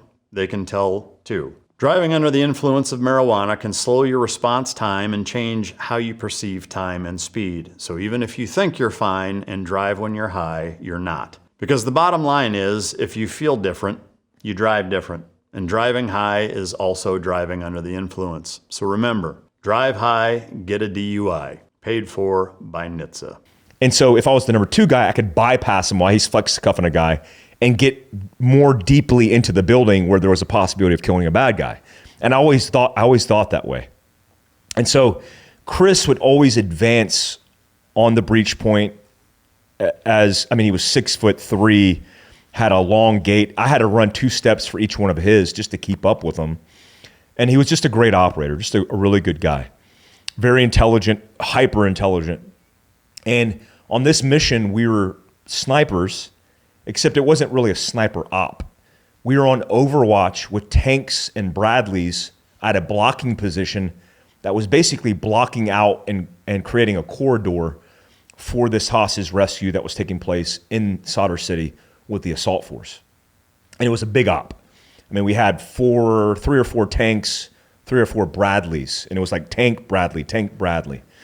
Well, we got linked up with Big Army, and we were the only special operations guys attached to this Big Army unit. It was 4th Infantry Division.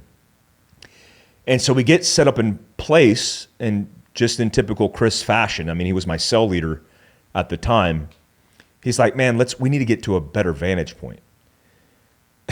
And so we decided to assault a 3-story building surreptitiously, occupy the building, and then take the rooftop.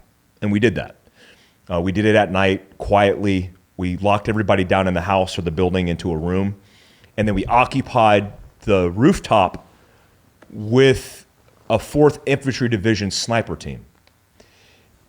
And we as snipers didn't have our sniper rifles because we thought we were going to be in the back of a tank or Bradley deconflicting the friendly coordination between our unit and the blocking position. So long story short, we're on top of the rooftop and things kick off. The breach point initiates, and this turns into a pretty significant gunfight. I remember at one point, we're on all 4 corners of this rooftop with a low wall. I mean, the wall had to have been 3 feet tall. It was just tall enough where if you were in the proned out, you would have cover. But if you were on a knee, you would be exposed. So a lot of us were proned out because we started receiving incoming RPG fire that was air bursting over our heads, reaching the max ord of the round. We started getting shot at with PKM machine gun. At one point, I looked over to Chris. I'll never forget this. Like we were both, our heads are in the ground. I mean, as low as you can get on concrete. I almost was like smelting into the concrete. I looked over at Chris and he's kind of smiling at me with his head laying down, and there's a satellite dish behind him that's being disintegrated. And what that told me is at one point, the enemy had gotten to elevation and had grazing fire over our rooftop because everything else had been ineffective. And now they were picking apart obstacles on top of the roof.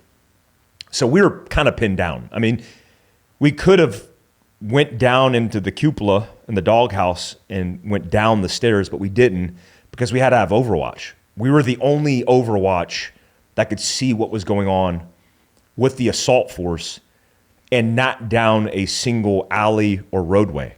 The tanks and Brads had all roadways covered. And obviously that was a heavy munition. They were shooting and killing everything. At one point, there was a saw gunner. I mean, like in the movies. I mean, this kid was like a PV2. And he yells back to me. He's like, "Sergeant, there's a guy running across the field." And I was like, "Okay. Like, is he armed?" He's like, "I think so." I was like, "Shoot him." And he's like, "Roger that." And he just unloads a saw. And I kind of went over to that area and realized there was dudes in black pajamas IMTing across this open field.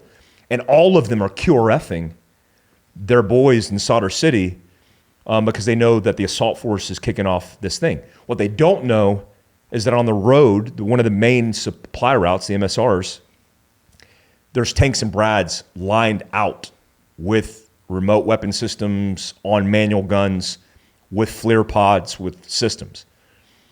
This thing kicks off at late in the morning, early morning hours, late at night, 3, 4 in the morning. It's supposed to be, time on target minutes. They get pinned down on the objective. It turns into the sun coming up. At one point, where I got scared was when mortar rounds started bracketing the building that we were sitting on top of. We had a communicator, an RTO that was with us. He was our RTO that we brought, who had main comms with the assault force, and he also had comms with the aircraft. And he heard over the radio the controller deconflict that near the blocking position, he saw guys on top of a rooftop firing. And the pucker factor immediately got tight. And we thought for sure we were about to be friendly casualties because the fast movers had identified us and they were trying to vector in to get situation awareness of who we are. Talked to the combat control later. There was no fear of us getting eviscerated, but for sure it was brought across traffic. We could not communicate with anybody. We were in the dark. So this is kicking off. The young sniper from 4th ID who had a Remington 700 long action, essentially a sniper weapon system, SWS, had already killed 3 guys. I had already dumped a group of guys who went into a bus with my M4. I didn't have a sniper rifle. I almost took the kid's saw, a PV2 saw. If he hadn't effectively engaged the enemy, I would have took a saw because I felt helpless. I had a 10.5 inch upper on my M4. And the guys that I wound up hitting inside of the short bus, I had to elevate my rifle to be able to plunge it into the position. And obviously I didn't use my EOTech or my optic, it was daylight, but I had to walk the rounds in by watching them splash on the ground and then eventually into the vehicle and the back glass of the vehicle. It was a nightmare because we knew we were compromised, obviously, because the enemy was effective with their fire. It was only a matter of time before we got a round or a casualty on top of the rooftop, and the tanks and Brads were eviscerating everything they saw. We made the decision to get off the rooftop, but we needed the right timing, and so the F-16, seeing and hearing what was going on as we were communicating in the blind, transmitting but not receiving, decided to do a low pass. And when they did that low pass, I thought they were going to do a gun run on us. And we didn't know what they were doing. But the 4th ID kids identified the F-16 coming down, F-16, F-18, I can't remember the time period. But he was fast moving and he was coming down towards our position. At the last second, he came up, was probably 500 feet AGL, and flew down that road right in front of our building, popped flares, and then went straight up into the sky. Lulled the gunfight just enough for us to get off the rooftop. And And then we got into the vehicles. And at the time we loaded into one of the Brads, the tanks were engaging targets 25 meters in front of them. They were hitting buildings and destroying entire compounds with rounds. What is it, 105, whatever the round is, 120, 105, eviscerating the entire structures as we were exfilling on target. All be told, we killed a lot of bad guys, and we shut down Sadr City because it became like national news in the country. Like, it was a big deal. And it was the first time in my military career, before Vinny wound up saving my life, it was the first time in my military career where I felt vulnerable, whereby we always had the tactical advantage, and it almost felt like cheating. When the sun came up and I realized we were exposed and the enemy knew where we were, and it was all Mahdi militia guys, and they were more capable, more equipped, I felt like there was a possibility that I could die on that rooftop. Luckily, I didn't. Everybody came out unscathed. Yeah, that's intense. So you guys didn't lose anybody? No, that trip we did lose one of our assaulters, but not on that op. Yeah, wow. Did that change, I guess, your mentality and preparation and attitude with subsequent operations? Yeah, there was an evolution of like learning each rotation and each mission. Man, if I can go back, I would be doing things completely different. I made so many mistakes as a young SF guy because I thought I knew the solution. And yeah, you're figuring it out at the speed of war. But yeah, every single rotation, every single op that we had, something significant happened. We lost a guy, we got guys injured. We were really good at adapting and changing things. And for sure, after that, I just looked at things differently. I even felt vulnerable to the point where I was like, do I want to die for this? Like, I was asking myself those questions that early on because it was my first exposure to vulnerability. That's intense. Mistake-wise, is there a mistake or mistakes that stand out as being the most impactful from the way you change doing business operationally? Dude, yeah. In 2005 in Afghanistan, I was a young 18 Bravo, a weapons guy. And yeah, you're a weapons specialist, but also you do tactics, tactical training, and you're typically in charge of the base defense plan with the 18 Charlies, the engineers. My senior 18 Bravo had surgery, so he wasn't there. Ernest Edgerly, really good guy, angry man, but a really good guy. So when we got to our fire base, I had to come up with a base defense plan. I was already Ranger qualified. I had infantry experience, and I thought I was squared away. And so I made a base defense plan that included occupying rooftops with big guns to prevent a deliberate attack on our base. Because the worst case scenario was a comprehensive, complex attack using indirect in coordination with a direct attack. So, they would launch or lob, we get our heads down, then they would penetrate the wire, and then we'd be fighting for our lives in fire bases. And it had happened the year prior, and even during that rotation cycle in 2005 in several bases. I mean, medals of honor were posthumously awarded for things that happened like that. And what I would do in our base defense plan is have all of our guys occupy rooftops, all of them. And in one case, we were receiving incoming fire. It might have been 1 or 2 in the morning. And we got up on the rooftop, me and my 18 Charlie, who I bunked with, named Lee. And Lee was a great operator, great Green Beret, very engineer savvy, very intelligent, good country singer. Good dude to be around. Great guy. He was on the rooftop with me, and we had a 240 Bravo with a really crappy night optic. I think it was called a PAS 13. It only used like black or white for heat, and you could do either or. We were searching for the enemy, and as we were searching for the enemy who was out of range, which it didn't even make sense to be on the rooftop in an indirect attack, we received, we believe, a mortar round or a rocket. It nearly killed us because it almost hit us directly, and it impacted the fuel cell off of our inner compound. And I realized in that moment, but reflecting on it the next day, that I had nearly created a base defense plan that would have gotten our guys killed. Now, the solution is don't have all the guys occupy the rooftops, because in an indirect attack, you're exposing them to the enemy. Do some selective guns, 50 cals, Mark 47s or Mark 19s, but then have the majority of your guys bedded down or locked down.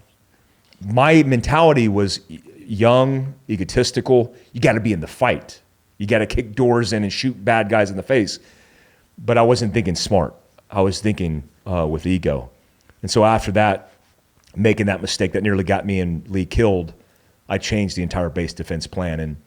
And every base I was in after that began to talk about and navigate how to fix that, because it was a pretty impactful lesson learned. Yeah. You know, I mean, mistakes made equals lessons learned. To me, oftentimes it's hard to argue that it wasn't actually beneficial in the long run. You know, a lot of mistakes made, with the exception being when people's lives are lost because of them. I am curious, of all of the different things, deployments you've done, operations you've been a part of or conducted, is there anything that you regret doing in your time at war?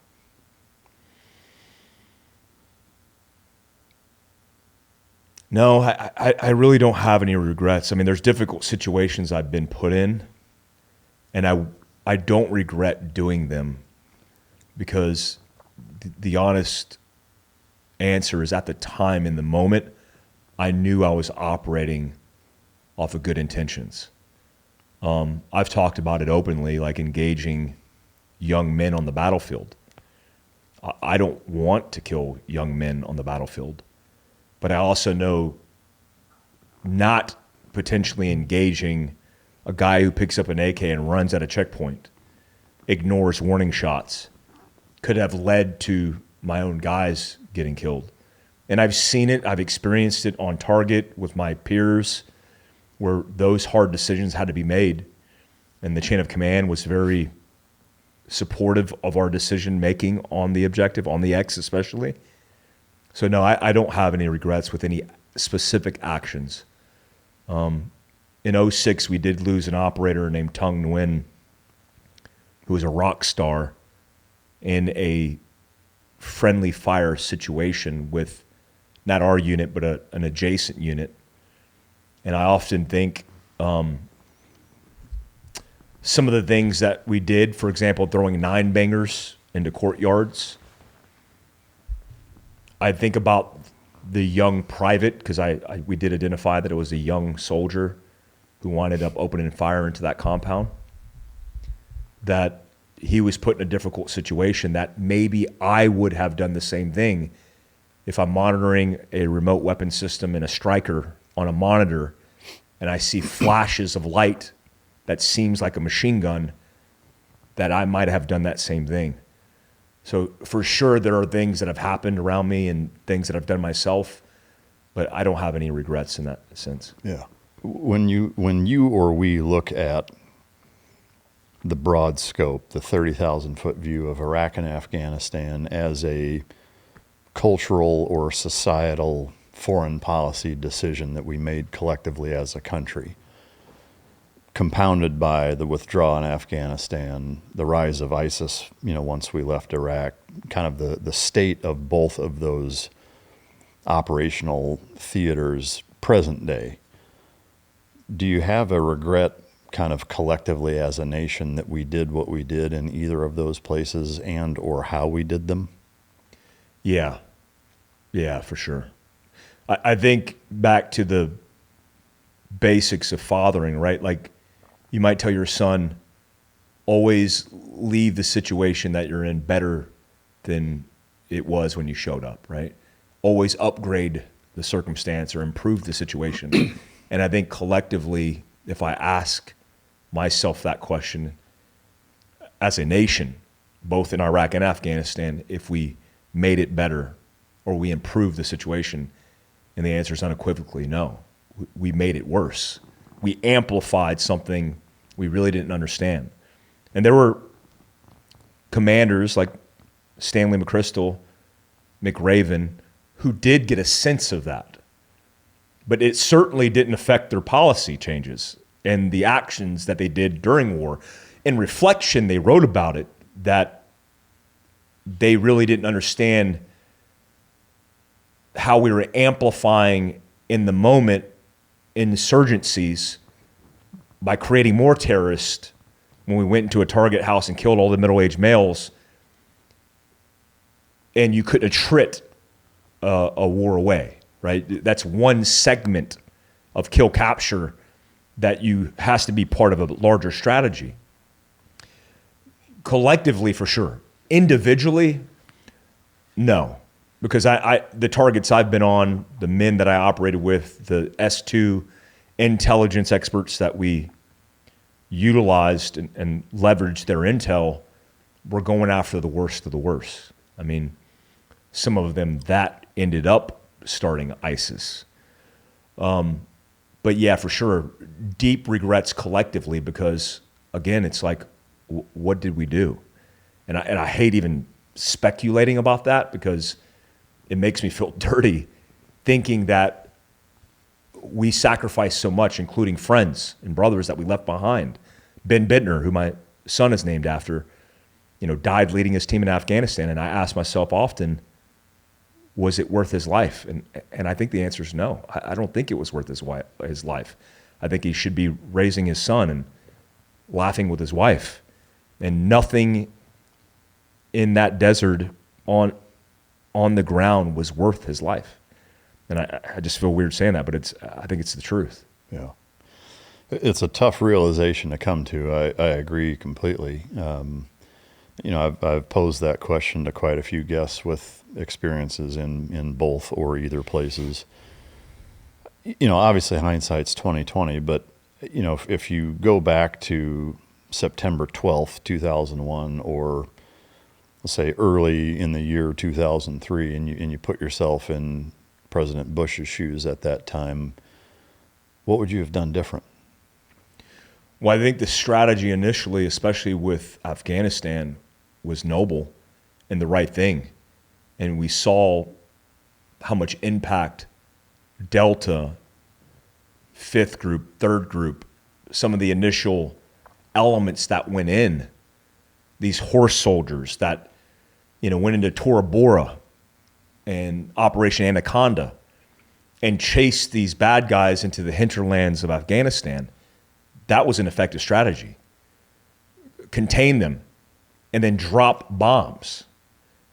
Then there should have been a deliberate campaign to pull out, to transition. And we didn't do that. I mean, look at the targeting of Osama bin Laden. Our focus became so thinly spread across that region that we couldn't prioritize and focus our attention on the biggest target that was the head of the snake, allegedly.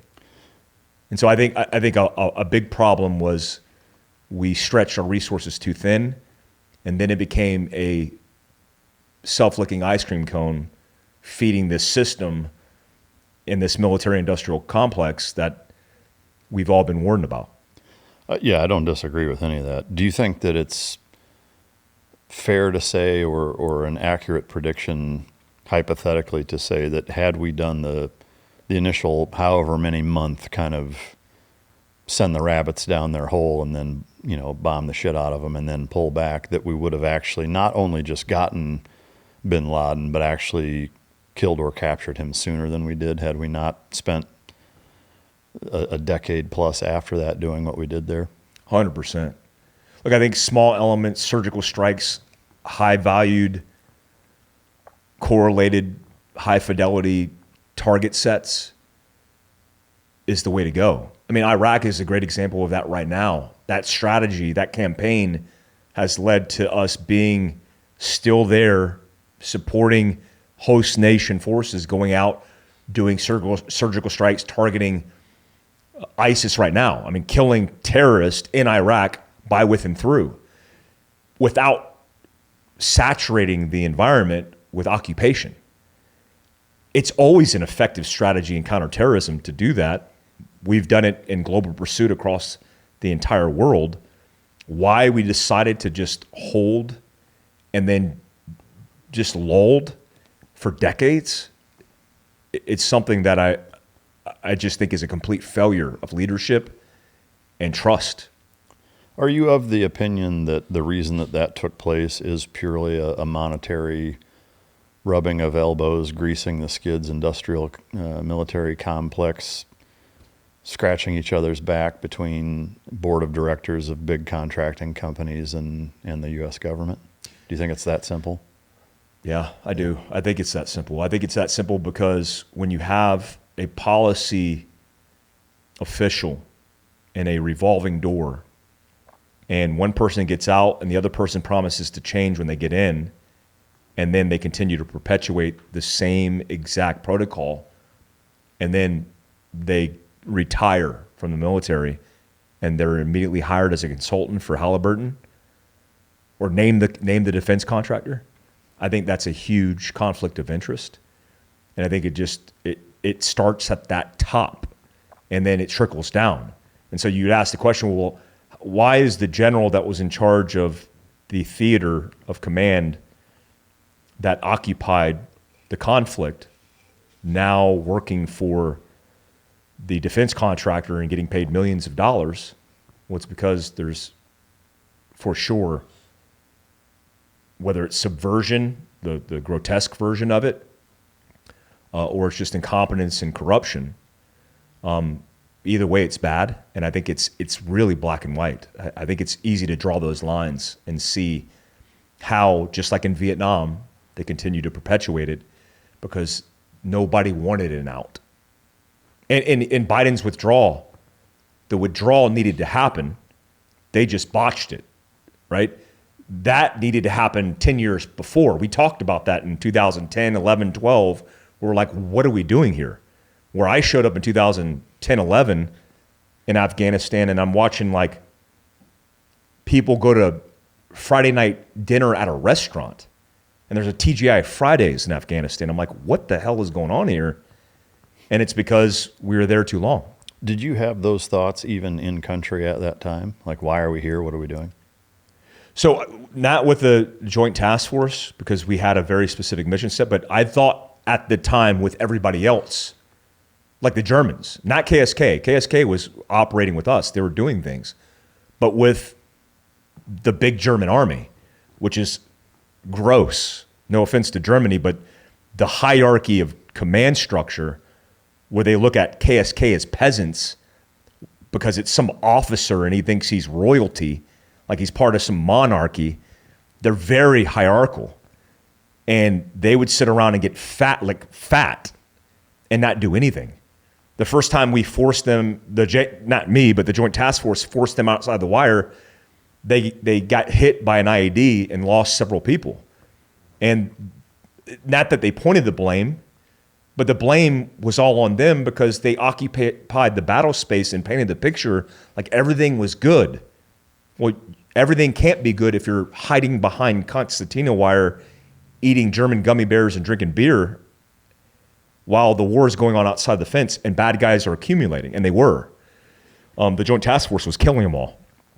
But again, that cycle, that life cycle of coalition forces occupying space, stealing oxygen, and the only people actually doing the work at the time was under guerrilla, getting it done,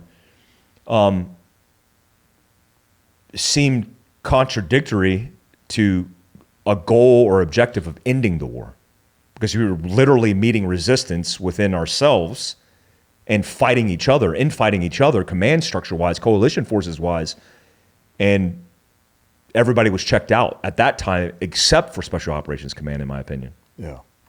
Is there a fix from your perspective as it relates to the military-industrial complex corruption bedfellows that exist within the U.S. government? Partially it's term limits, partially it's restrictions on politicians, like this whole thing that's been raised about members of Congress openly trading in stocks. That's a no-brainer to me. The answer is no.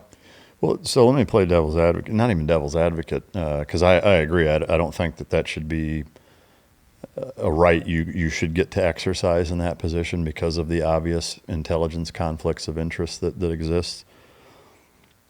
To me, though, the workaround, if I'm one of them, is... All right, guys, let me level with you here. If there's one thing that I do know, it's that showing up matters. For your family, your teammates, your business, and your country. But a while back, I hit a wall. My nights were wrecked, I was tossing, turning, no real deep sleep, and my days were even worse. That's when I found Beam's Dream Powder. Beam is proudly founded in America and run by people who share our values. Hard work, integrity, and delivering results. When I found Dream, everything changed. I started sleeping through the night without tossing and turning, and I woke up energized, not groggy. It's been an absolute game changer for me. Now here's what's inside. A powerful blend of reishi, magnesium, L-theanine, apigenin, and melatonin. It's designed to help you fall asleep, stay asleep, and wake up ready to perform. No next day fog, no shortcuts, no junk, just results. And it tastes damn good. It's become part of my nightly routine. I put Beam's Dream Powder to the test, and the first night was lights out in minutes. A week in, and I had sharper focus, more patience at home, and the energy to attack the day instead of limping through it. Now here's the deal. Beam has already logged 17.5 million better nights of sleep for people who refuse to settle. Beam is giving my listeners the ultimate Patriot discount of up to 40% off. You can try their best-selling Dream Powder and get up to 40% off for a limited time only. So if you use my discount code, which is MicDrop, all caps, all one word, you can get their best-selling Dream Powder for just $39. Go to shopbeam.com/MicDrop and use the code MicDrop, all caps, all one word, at checkout. That's shopbeam.com/MicDrop and use the code MicDrop for up to 40% off. Okay, well then my cousin, I'm gonna feed the info to my cousin, and it's like it would be so easy to skirt that, or a sibling, whatever, like a friend. There's so many ways that you could still, they still have that information, right? They could pass it to anybody. Like how would you even keep track of that? Well, I think the biggest problem is there's no checks and balances on government corruption. There's no consequences. There's no internal investigation, even though every office of administration has an IG, an inspectors general. There's no accountability. And I think Americans are tired of the double standard, where if you're whistling diesel and you miss $27,000 via Ferrari payment that you could pay right now, we'll just file a charge against you and ruin your life or try to ruin your life. But if you're a politician and you do the same, you're immune, right? Do 100 times worse. 100 times worse. Nancy Pelosi is a hundreds of millionaire over her 40-year tenure, and people applaud that. It's congratulations for abusing or manipulating the system in your favor when you should have been a servant of the people. It's like a 10x better investor than Warren Buffett. Yeah. The best investors in the world. Yeah, with no experience of investing. Zero experience. Yeah, it's crazy. Afghanistan seems pretty cut and dry. To me, Iraq does too, but moving over to Iraq, total mistake across the board, or do you have we should have done it, but done it in this way type of response? I remember all the news reports when I was in Special Forces training, getting ramped up, and I imagined at some point after selection that I was going to be in a helicopter in Afghanistan hunting terrorists. That's what I envisioned. When we flexed to Iraq, and especially broke apart their military and created an insurgency. Yeah, it's good for the warfighter because now you have job security, because there's always a bad guy to go up against, which later, again, became ISIS. Those fallouts became ISIS. We for sure know now that the American people were lied to and we were manipulated. and we all got on board with it. At the time, I was in the military. I didn't have a say-so or an opinion. I was just going where they sent me because I trusted them. There's no way we should have been in Iraq. In fact, because I experienced this in Libya, I experienced it in Pakistan, experienced it in Yemen. Saddam Hussein would have been a better ally if we could have worked it out diplomatically with controlling that country, just like Gaddafi would have been the same. And there's people who'd be like, how dare you? Because they've been oppressed by Saddam Hussein. And I get it. He's a dictator, an evil human being, done a lot of evil things. But is Iraq better off now because Saddam Hussein doesn't exist? It's debatable. Is Libya a country where women went to school, where I've heard stories of Gaddafi surrounding hotels with tanks because Al-Qaeda was in those hotels and eviscerating them story by story until they got down to the ground level just to prove a point? Is it better off now than it was? The answer is no, because now there's safe havens, not Iraq, but Libya for sure, safe havens for terrorism. And so I just think wherever we go, we have this idea in our head, and it turns out we instead create a vacuum where terrorists are bred, and it never works out in our favor. I mean, we can go back in our history, in modern history, to Vietnam. I mean, Ho Chi Minh was trained by the Office of Strategic Services. And look how that turned out for us. I mean, I would say with Vietnam, I haven't been there, to be fair. At this point, though, would you say Vietnam as a country is in a better spot now than they were had we not gone in, or do you think even that's debatable? That's debatable. I believe that's debatable.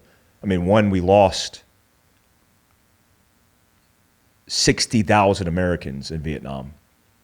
A lot of people we left behind, which I can't even fathom that. We left behind thousands of Americans that were either still alive in prisoner of war camps or missing in action, and we had no idea what their status was. I've, like you, interviewed these McAfee Saw guys who have communicated that disparity and that conflict and the moral injury they still live with because we left them behind.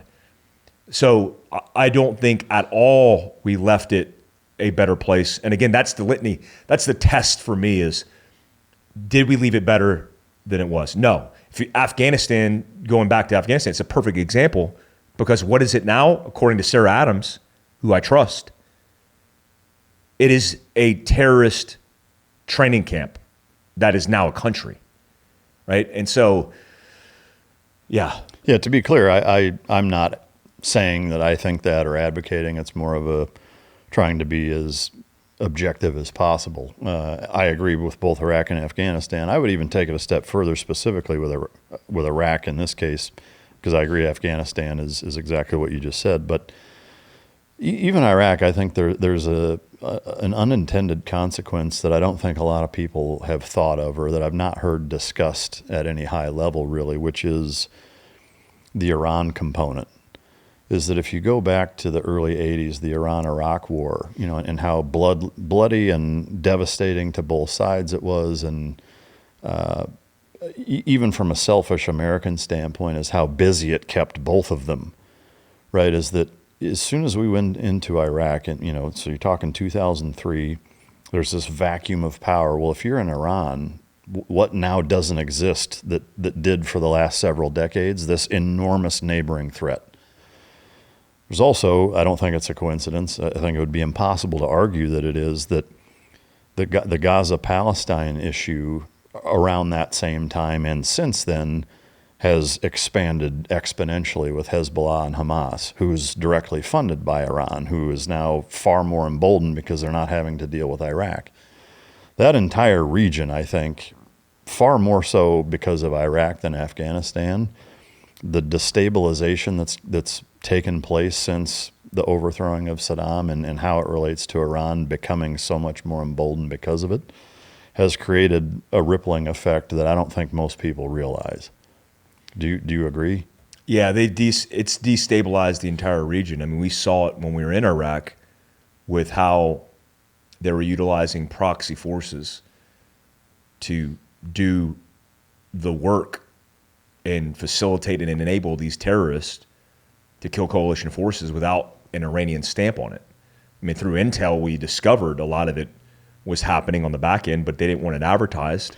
Well, so that's one thing that I've always been puzzled by, not to interrupt, but in any other circumstance, that would be considered an act of war. State-sponsored American service members being killed continually, for years. Any idea as a military and as a government why we never held Iran accountable for that at any large scale? Yeah, there's got to be a deeply seated political reason for that, because, I mean, think about JSOC. JSOC was started, the task force was started, 160th was started because of the Iran hostage situation that happened. And so terrorism was at a crossroads, scaling throughout the globe in the 70s and 80s. And our reaction to it was to start all these organizations. Like, for example, 160th and specifically JSOC, to deconflict and have interagencies buy-in or inter-service buy-in for multiple organizations working together for a common objective, which in this case was the hostage rescue scenario. And we allowed them to get away with that. I mean, they released the hostages eventually, but I've always wondered the same thing, especially when we would lose guys because of VFPs.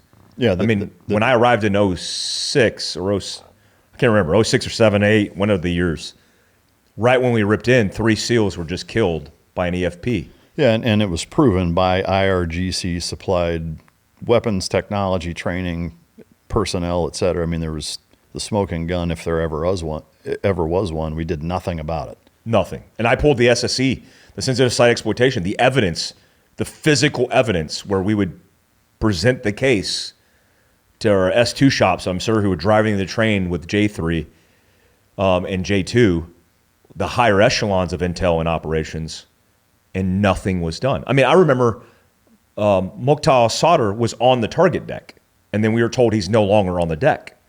So again, there's something deeply embedded there. Was he an asset?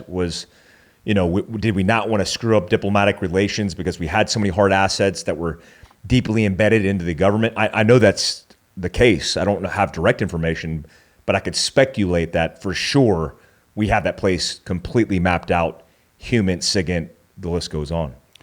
In that same vein, this is something that I've seen a lot in my comment section when talking about 9/11 in particular and the aftermath of that as it relates to Afghanistan. And I, for one, will preface it with saying, like, I do think we should have gone into Afghanistan, and I agree with your assessment in terms of how we should have done it, how long, pretty much completely. But there's one big thing that doesn't get brought up much that I want to bring up to get your take on is, while Afghanistan was the launch pad for Al-Qaeda to orchestrate 9/11, overwhelming majority of the hijackers were Saudis. What the fuck? That's a good question. I've always asked that question too, and I don't understand it completely. I mean, it's easy to determine why. I mean, Saudi Arabia is an ally in counterterrorism. I mean, they've allowed us to do a lot and set up shop. I found it curious that I was pulled into secondary in Saudi Arabia for the first time ever in my life working for the government. And I was like, we're allies. We like, why are you pulling me into secondary? And kind of called them out on it. And they're like, oh, okay. And they actually let me go. Me and another guy that got rolled up. I know the real answer. It's not the most popular one, but it's the most obvious, is the oil. It's the relationship with feeding the beast, and we're the beast. We're the biggest consumer in the world. It's one of the reasons I think Venezuela is so top of mind. You know, it's not top of mind, Christians getting killed in Africa. Why? Because there's no resources in Africa. Venezuela has more oil and reserves than Saudi Arabia. And there's very distinct reasons why we need that I just wish the government would be more transparent with that versus, 19 hijackers. I think all of them, but 2 maybe, were from Saudi Arabia. There was a couple of that by way of Egypt. Osama bin Laden is from Saudi Arabia. Well, yeah, I mean, the only thing that I can think of, and maybe it's shaky at best, but, just like the United States has a position, right? Like, let's say we have a relationship with, pick a foreign country, is that doesn't mean everybody in the United States is going to be thumbs up, flag waving, agreeing with that position. And when I think about, Osama bin Laden, Al-Qaeda, from what I understand, the base in Arabic is what it means, essentially was started, I think most people think or have an understanding that it was more of a Soviet Russia thing. My understanding after reading a few books early on, right after 9/11, one of them called Sacred Rage that was really good, but is that his heartburn and the reason Al-Qaeda exists or existed from at its inception at least, from a fundamental standpoint, was the government of Saudi Arabia allowing American forces to base camp out of there in the first Gulf War. And that was such a sacrilege and a religious offense that UBL at that point waged war on his own country of citizenship, and that's how it kind of started. And now Saudi Arabia and the United States are kind of enemy number one. But is that you've got, obviously, he's well connected, recruits a lot of people from there, has family, extended family, et cetera. Is it, or could it be something as simple as Al-Qaeda being born out of there, him being Saudi Arabian, the maybe underworld of people who hate the Saudi Arabian government that are Saudis, national-born Saudis, and it's that simple of a link. The same way, back in I think it was the 70s, it was the Weather Underground or whatever that were doing pipe bombs in D.C. that hated the U.S. government but were American citizens. I mean, there's, the Unabomber, there's Timothy McVeigh. I mean, there are examples of American citizens that hate the U.S. government to that degree. Is it something that simple, or do you think there's more to it than that? There's probably more to it, but it could be articulated that simple. I could buy into that because it's obvious that the region has its allies, including Jordan, who don't want extremism. And the Saudis, their princes want to ride around their Ferraris with their... Who could blame them? Who could blame them? Their hot British girlfriends. That's what they want. And so they're more capitalist than anything else. And they still have some of the worst human rights violations in the world. So it's like, what's the acceptable tolerance for evil? And well, how much money do you have? Or how much money do you have? I think that's the litmus. Yeah, they're investing billions of dollars in the country. We have a large portfolio of business relationships in that country and throughout the region. And it's like, keep your enemies closer, right? Choose your enemies wisely. If these particular countries are more stable because economically they're thriving and we have a diplomatic relationship, then it's stable. The alternative to that is Somalia, Yemen, and all these fallout countries that we're dealing with now. Yeah, that makes sense. I mean, I wish that there would be more of a, the 9/11 Commission, right? That enormous book that was published several years later. I wish there was more transparency and the addressing of that relationship and some sort of explanation. I don't know why there isn't. Yeah, Tucker Carlson did a great workup on that, multi-series, a lot of detail. Yeah, the 9/11 stuff. Yeah, the 9/11 stuff and how the 9/11 Commission was basically a scam, a work of fiction, a narrative that was created to manipulate the American people. And a lot of that I could buy into. I could see it that way. Honestly, our generation was probably the last generation to really care about 9/11 and what happened because we were there. We saw it. And not only were we there, but what happened that day in that moment changed the course of history of our lives. Dramatically. Yeah. And there's only a certain segment of the population that's true for.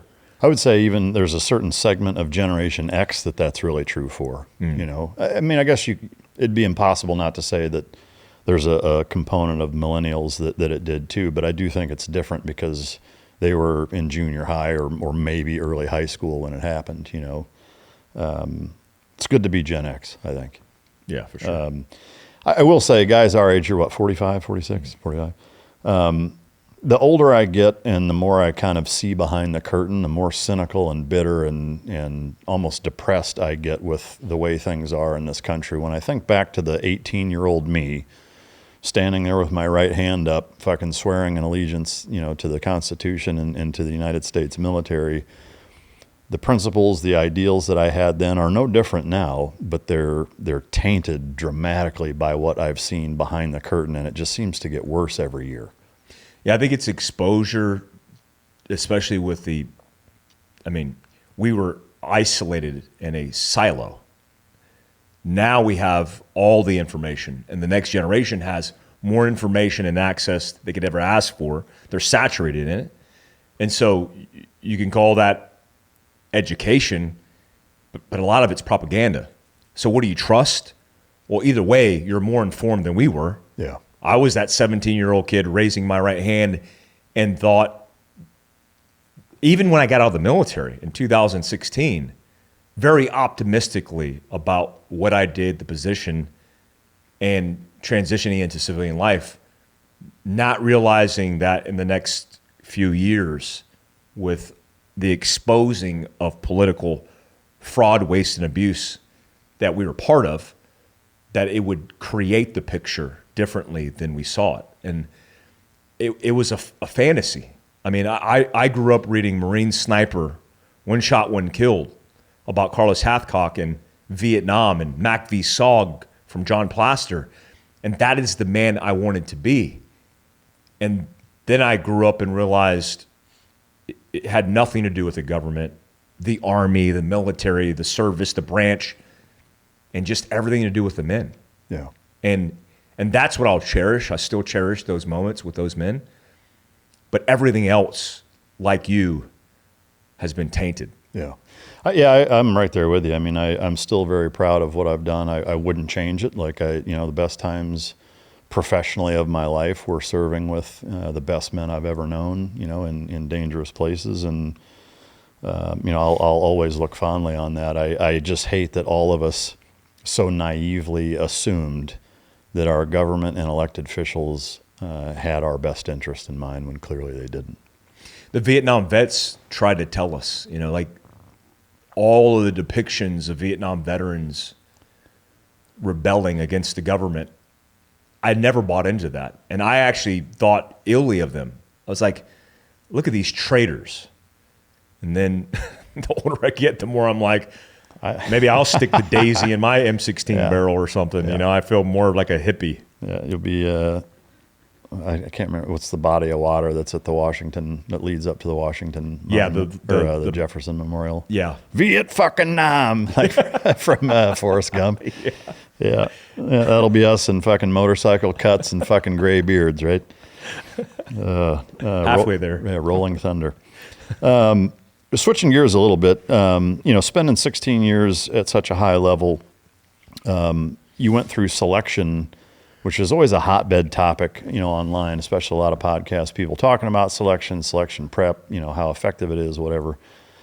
But having gone through, a couple decades ago now, and then looking at the span of your career, do you feel like Special Forces selection adequately selects and prepares the guys for the job? And is there anything you would change? Yeah, I think so overall.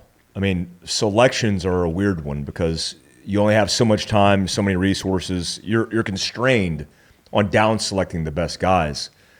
And we typically don't look at the full picture because it takes a while for somebody to show their true colors. Like character, for example, you might have somebody who says they have integrity, but you really don't know if they have integrity until they're on the team and they demonstrate that. It's all theory, right? Until it's applied, and then you're like, okay, this guy has what it takes. So I think overall, from what I've seen, when I went through selection, they had just brought back the 18 X-ray program bringing guys off the streets. We had done that, by the way, in the 80s as well, because we needed an influx of operators in SF. The numbers were low. They opened the door to the program. Some of the young SOPC kids in my generation often were the most squared away because they had to go through a whole bunch of gates of training, including special operations prep prior to going to selection. So they had a high statistical probability of getting selected. And so I think based on the parameters and the gates, which include land navigation, team week, peers, and evaluation, and all the basic requirements, I think it's a good start point. I do wish there was more assessment and selecting done in the Q course. Onesies and twosies didn't make it. But overall, I think it's a pretty solid product that really hasn't changed over time. Yeah. I feel the same way about the SEAL pipeline as, BUDS is still BUDS, and it's still hard, and the cadre there still do, I think, an amazing job at gatekeeping and keeping the old traditions of ensuring that the guys that make it through there are the ones that should be. And they've had a lot of pressure to not do that, so my hat's off to those guys that continue to hold that line. To me, I'm curious, to me there's a happy medium. I'm curious if you feel the same way of preparation is good, but there's an element of the unknown, of the surprise factor of having no idea what the fuck you're about to experience that I think is also equally important. Do you feel like that there's not enough of that now with the amount of kind of online prep course knowledge and the prep and RIP and type of pipelines that set the catapult into the selection courses? Like, do you think that there needs to be more of that catch me, fuck me surprise factor? Yeah, we used to call it G2 back in the day. I don't even know what G2 stand for. It's like Battalion, Brigade, Sugar-free Gatorade. Intel, yeah, G2. A lot of kids that I even talked to on social media who asked me, my last YouTube video was on reacting to a documentary on special forces and assessment. And I thought, things, you could have the entire picture. You still have to perform. You still have to put out. And so I think it's really good for men to try to get all the intel.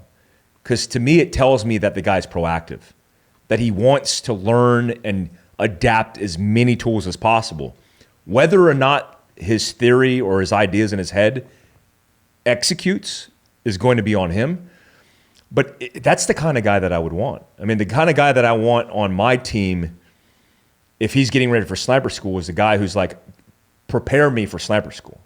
Like, make me do everything that the snipes do in sniper school, the ghillie suit, the reticle, the BDC. I want to learn it all, so I'm prepared. And so I think it's a good thing. And I wish I had those tools, but to be honest, it wouldn't have changed anything for me. Because I was already Ranger qualified, I knew land navigation, and it still sucked. Yeah, I do agree. Like that proactivity. In fact, there's even a metric within the SEAL prep pipeline of. There was a statistic a few years ago that there's these dive motivators in most major cities that are like the SEAL recruiter. That they kept track of basically from day one guys that showed up, and they just kept track of. The prospective student, when he showed up, if he said, what do I need to do, versus the guy that said, here's my ASVAB score, here's my best PFT score, had already done as much research as he could and prepared himself on day one upon meeting the dive motivator at first glance. And it was like astronomically imbalanced with the guys who showed up already having done as much legwork as they could being successful. Like, it was a really high percentage success rate on those guys, and basically nobody who just showed up and said, hey, I want to be a SEAL, what do I need to do? Like, none of them made it. It's something that simple, like, I think speaks, volumes to what you're talking about.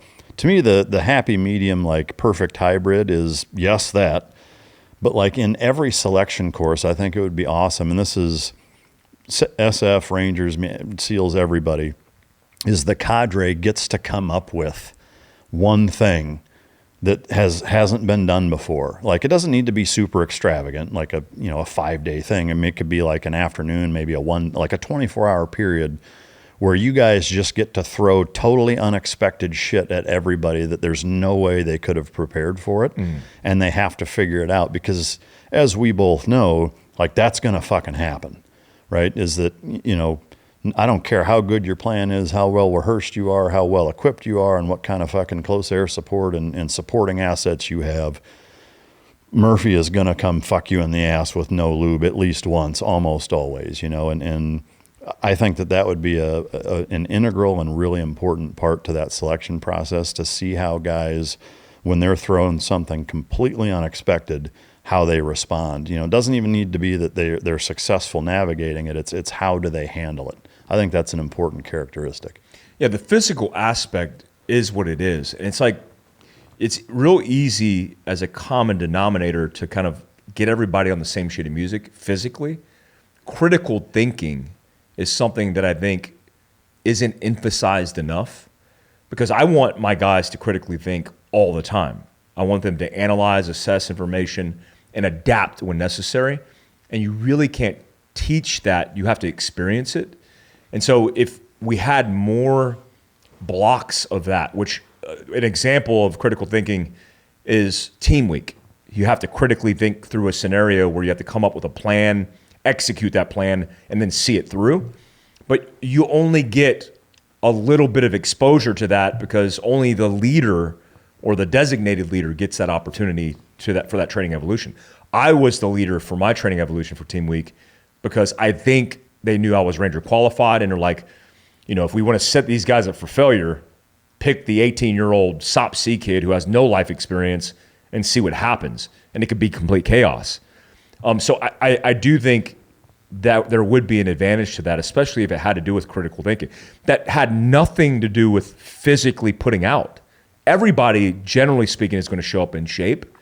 But how many of those people that show up in shape are going to be able to critically think when put in pressure situations and then have to get their peers to do something that's difficult? Yeah. I mean, that's a true test of leadership. Yeah. Going back to kind of since the last time you've been on the show, fieldcraft survival, like I want to dig into the survival bug out preparedness kind of aspect, because that's been a big part of your professional career. Sounds like it's less that way right this second. But still, you've got a ton of experience, a wealth of information. The fieldcraft or prepared nerd in me, wants to take a minute to say, like, from your perspective, there's so many elements to it. There's bug out bags, bug out bikes, bug out vehicles, bug out properties. It's a lot to digest, for the average, American citizen who hasn't served in law enforcement or the military, but wants to have some level of preparedness. Like, if you look at whether it's the zombie apocalypse,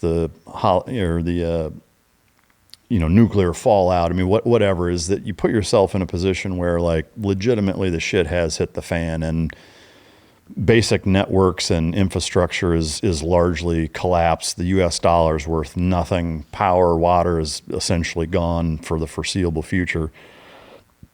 What is your kind of advice, and what are you going to do? Like, do you have, let's say your property is whether it's contaminated, it's compromised, whatever, is that you have to move.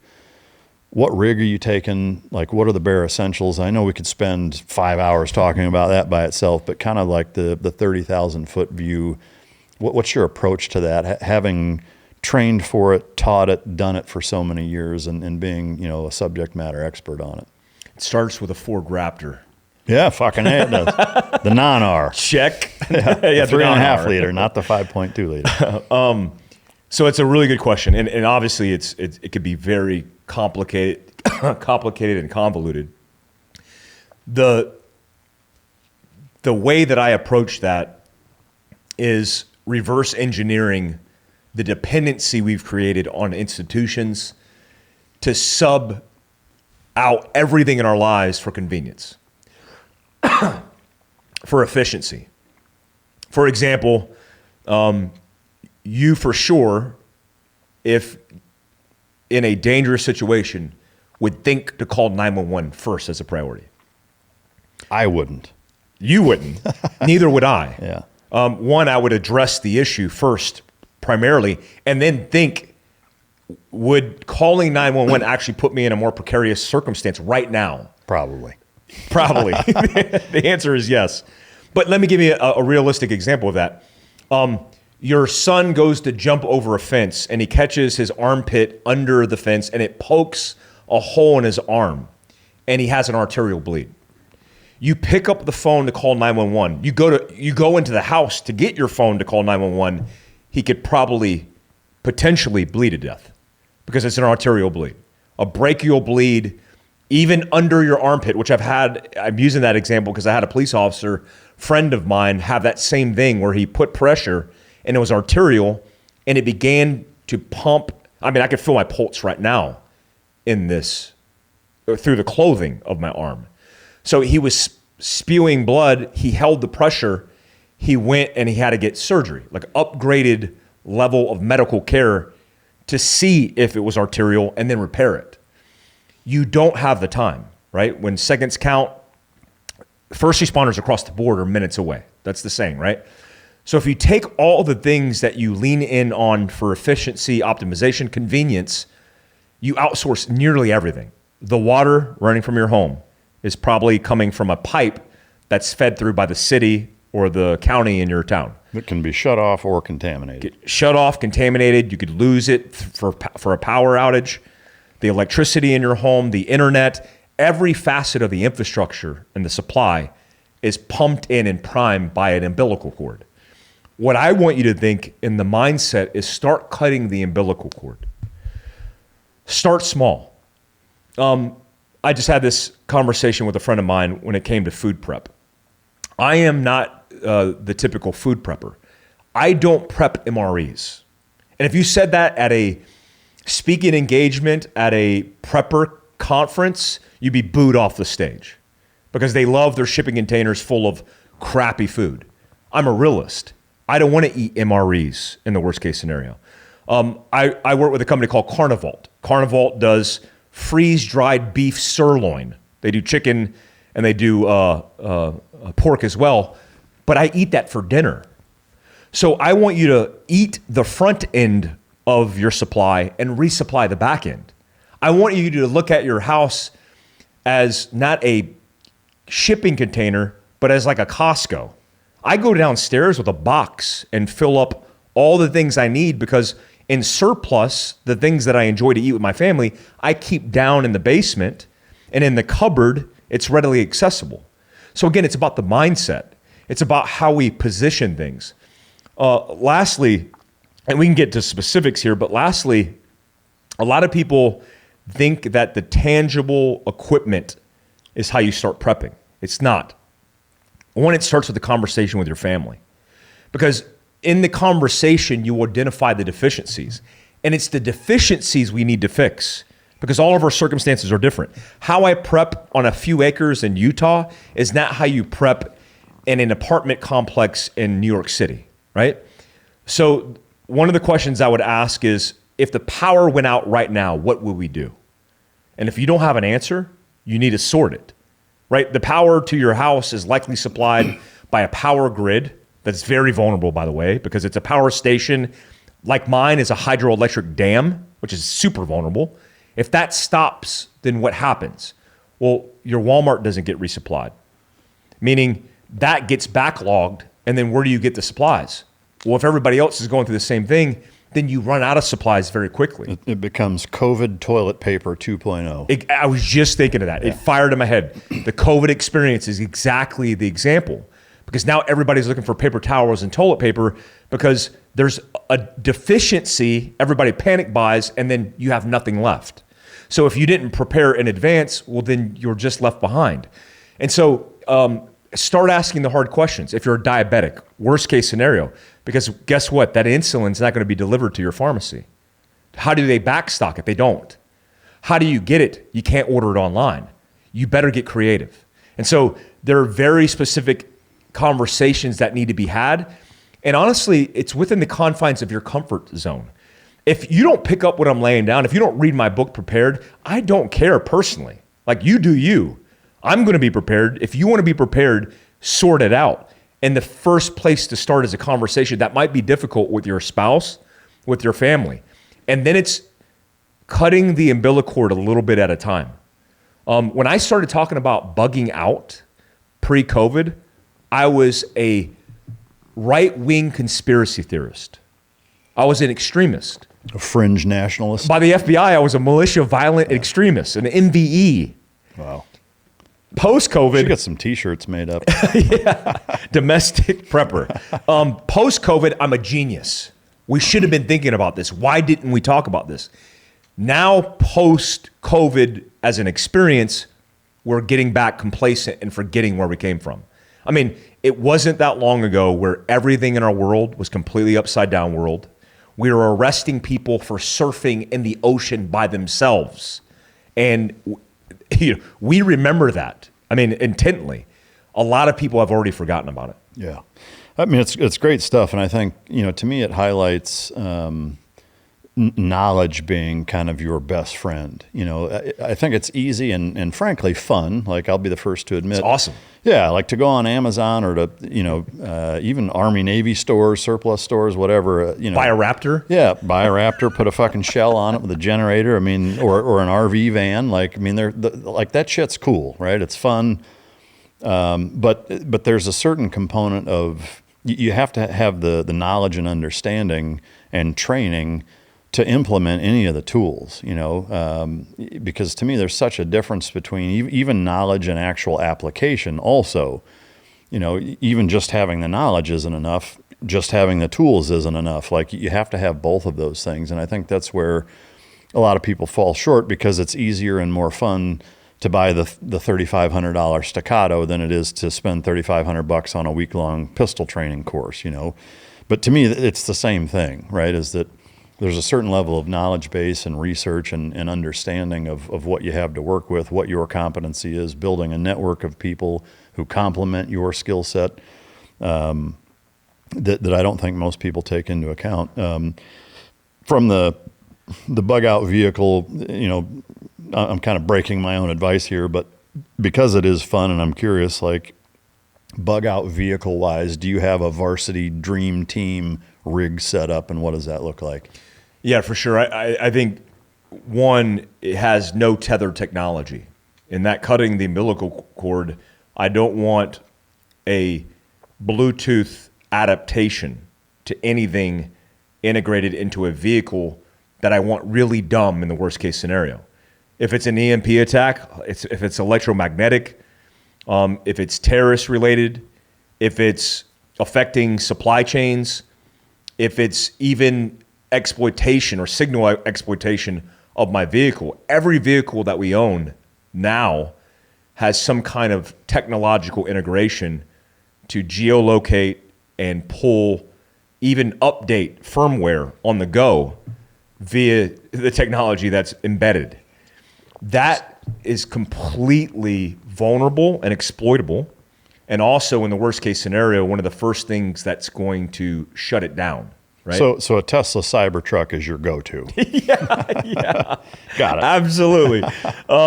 So I would do a dumb rig. My 84 Scrambler happens to be the most capable off-road vehicle that has an inline six swap from a Jeep Cherokee that has no ECU. That is completely the most reliable vehicle that I own. It's fuel injected. It starts every time. It's totally analog. Totally analog. Everything even integrated into the dash is completely analog. I can run separate auxiliary power to even run 12 volt in the system. And it's just, and it acts, I could invert it and it acts as a generator. So, I could use it for power. And off-road capability wise, it's the most capable. Yeah, off-road, I mean, my Raptor, I do have a new Raptor. I'm doing a build with Bowen Customs and Camberg. That is like the high desert bug out platform, right? I mean, it's something that you could jump every curb because every main road is going to be shut down with everybody trying to bug out themselves. But that vehicle just goes, and it's on 35s, it's on bead locks. It's very simple to work on. It's all analog. and I know exactly how to diagnose any problem that populates on it. My Raptor, if there's any issue and it requires a technical integration, I'm likely going to need a special tool, a dealership, somebody else external, and it could potentially shut it down. Yeah. I like dumb rigs for bug out. For sure. Do you have a dream team, a Red Dawn, like, I don't know, say 10 dudes, 5 dudes that you're calling that if shit hits the fan that you want rolling with you? I have an amazing friend group of experts. The problem is we're not geographically in the same spot. Yeah, I mean, I'm all the way here in Texas. You're here, right? You're not calling me. Who you kidding? You're the dog guy with all you got the Raptor. You're already in the club. Yeah. But we tend to have friends abroad, right? Especially from our background. We have friends all over the country, all over the world.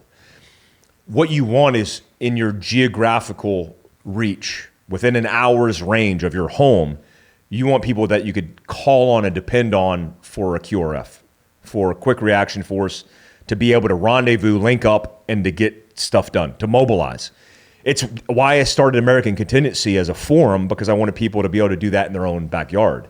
I didn't want them, it started weird, it got weird, because people were like, I thought you were gonna come to us. It's like, I am not coming to you. In fact, if shit hits the fan, I'm not going anywhere besides the threshold of my own front door protecting my family. I want everybody to rendezvous around me that are my neighbors, my close friends. And I have those guys, Jason, Andy, like all the people in my network that are very close to me are guys that I can lean on, but they need to be guys in proximity. Yeah, within an hour. Within an hour. Yeah, driving. I assume. Driving, yeah. Yeah.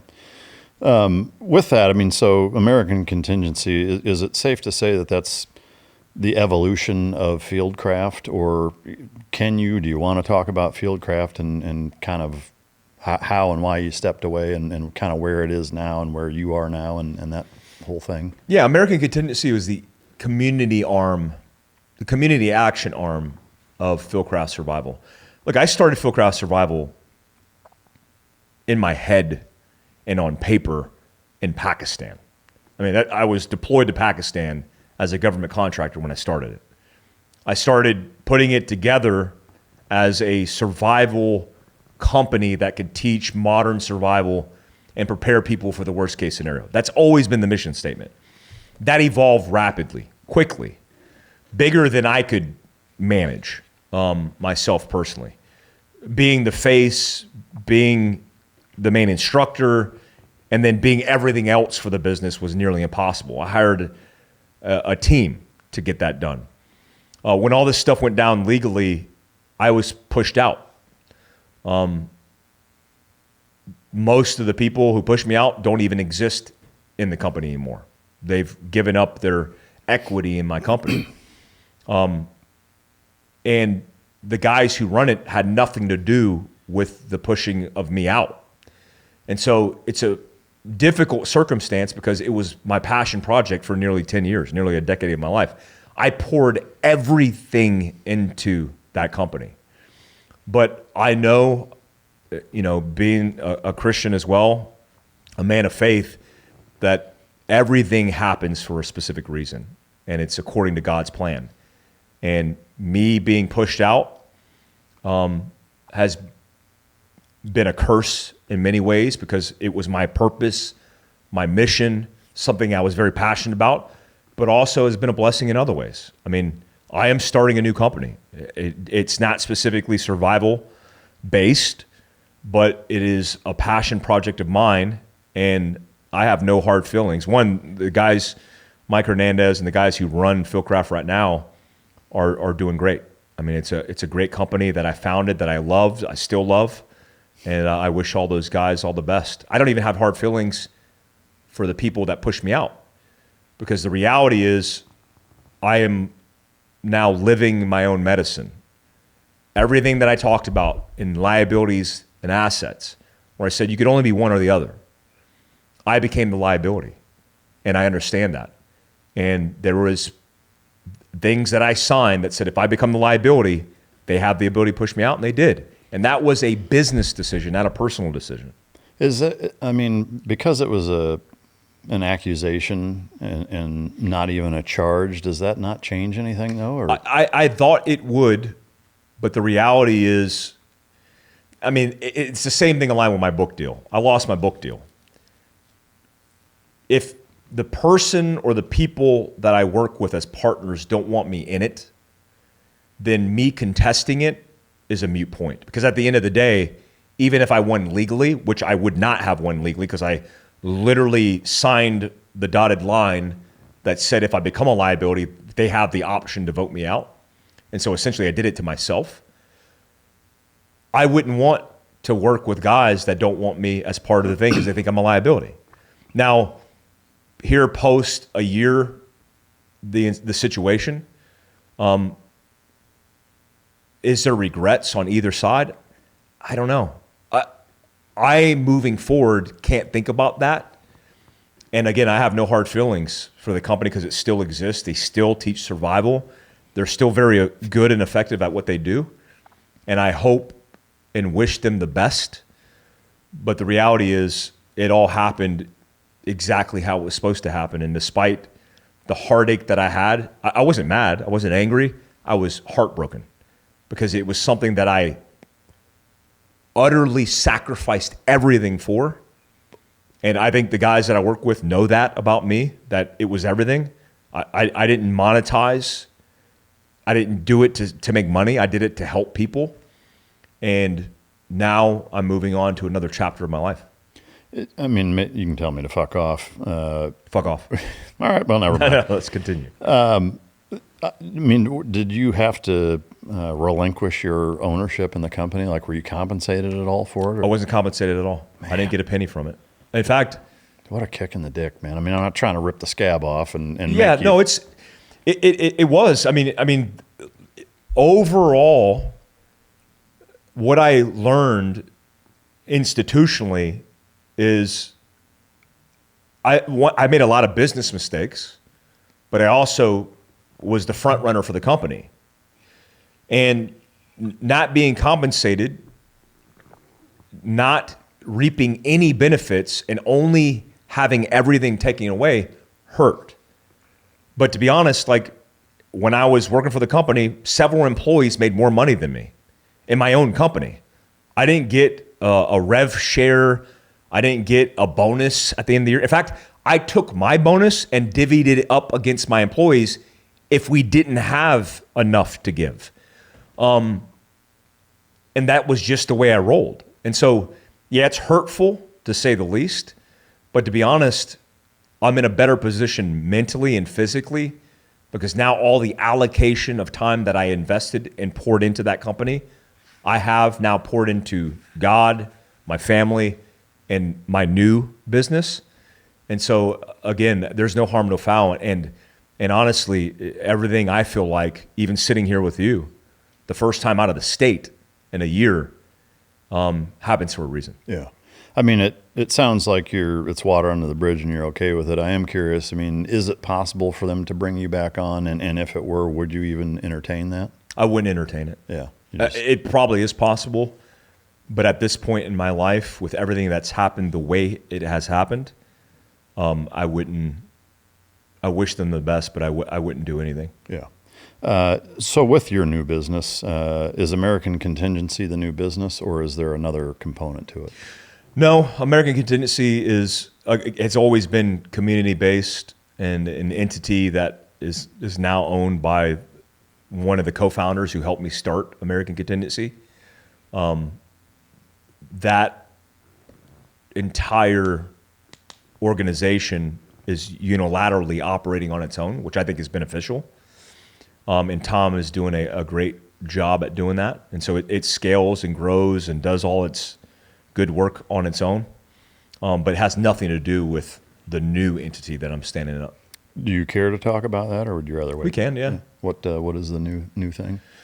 The name of it is Hinterland, and the new entity is focused on outdoor recreation. By benefit, I think makes you more prepared for adventuring. There is a give back component to it because in conservation, I want to conserve hunting lands, foul lands, public lands, whereby, a company in the outdoor space, there's many of them, that will focus on climate change. I prefer to focus on preserving land publicly and keeping it accessible to hunters, to hikers, to outdoor enthusiasts. And so anything I do, I don't think, how can I make money? I think, how can I give back, and what's the mission? What's the purpose that drives me to get up and grind myself into moon dust? And I could never get up and stay motivated just making money, because it doesn't move me. What does move me is the idea of preserving lands so my kids and their kids can hunt, fish, and recreate on lands that are right now being taken away from Americans. Yeah. I mean, it's definitely a very noble effort, and I applaud it. I mean, because agreed, like every time you turn around, that more and more of it's being acquired by the U.S. government or even by, private ownership. I mean, and it's not like you can make more of it, Where does Wolf 21 fit in? I've always owned Wolf 21. It's my CBD, CBN. It started out as a sleep company because I had profound issues with sleep. Like you, likely was super anti any drugs, anything. The idea of cannabinoids being in me, I was like, I don't want to touch that stuff. And then a buddy of mine got you high as fuck. Let me hit that vape pen, and all my problems went away. I started taking CBD in conjunction with CBN. Now, I got on CBD through a company owned by a ranger in Colorado, and he had a CBD company. And, CBD can suppress pain, especially chronic pain. But I wanted to navigate how to deal with sleep. And a buddy turned me on to a formula with CBD and CBN. And in that combination, for once in my life, I took it last night. And last night I got like 6 hours and 30 minutes of sleep, short in duration, but restorative because I had deep REM. So with CBD and CBN, I was able to sleep for the first time. Yeah. And like many of us, it wasn't because I was having nightmares about war. It's because conditionally I worked reverse cycle for over a decade. And so conditionally, I just would want to be up at night and couldn't sleep. And then all the mental health issues associated with that were compounded by the lack of sleep.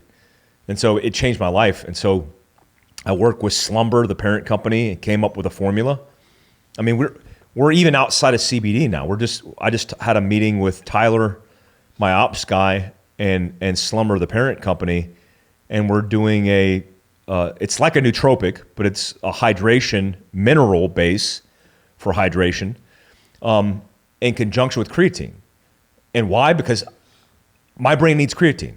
My body doesn't need creatine. My brain needs it more, and I need to be hydrated. So we're coming up with formulas. I think that one's called Day Op, and we have a nighttime version that's natural melatonin. Doesn't have cannabinoid anything for those who are worried about like the micro trace amounts that they might piss hot on. But yeah, it's a crazy thing that was just kind of a hobby of like helping me that's evolved into the testimonials and the return rate on subscriptions of people who are taking this as a sleep supplement are insane. Yeah, that's awesome. Are those the two main things you have going on, and the book, or is there more to what you have? Well, preaching to the choir is the big one. Yeah. Look, profoundly, God has showed me over the last year a lot about life in my situation, circumstance.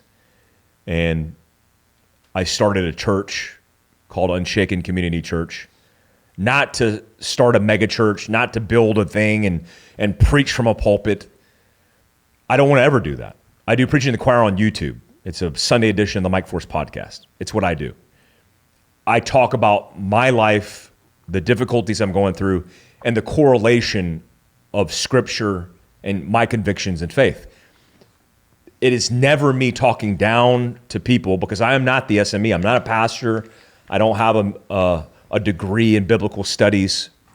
What I do have is conviction for my belief in God and getting back to the basic principles of Scripture instead of what I feel like is a manipulation and exaggeration on men's ideals of what religion should look like.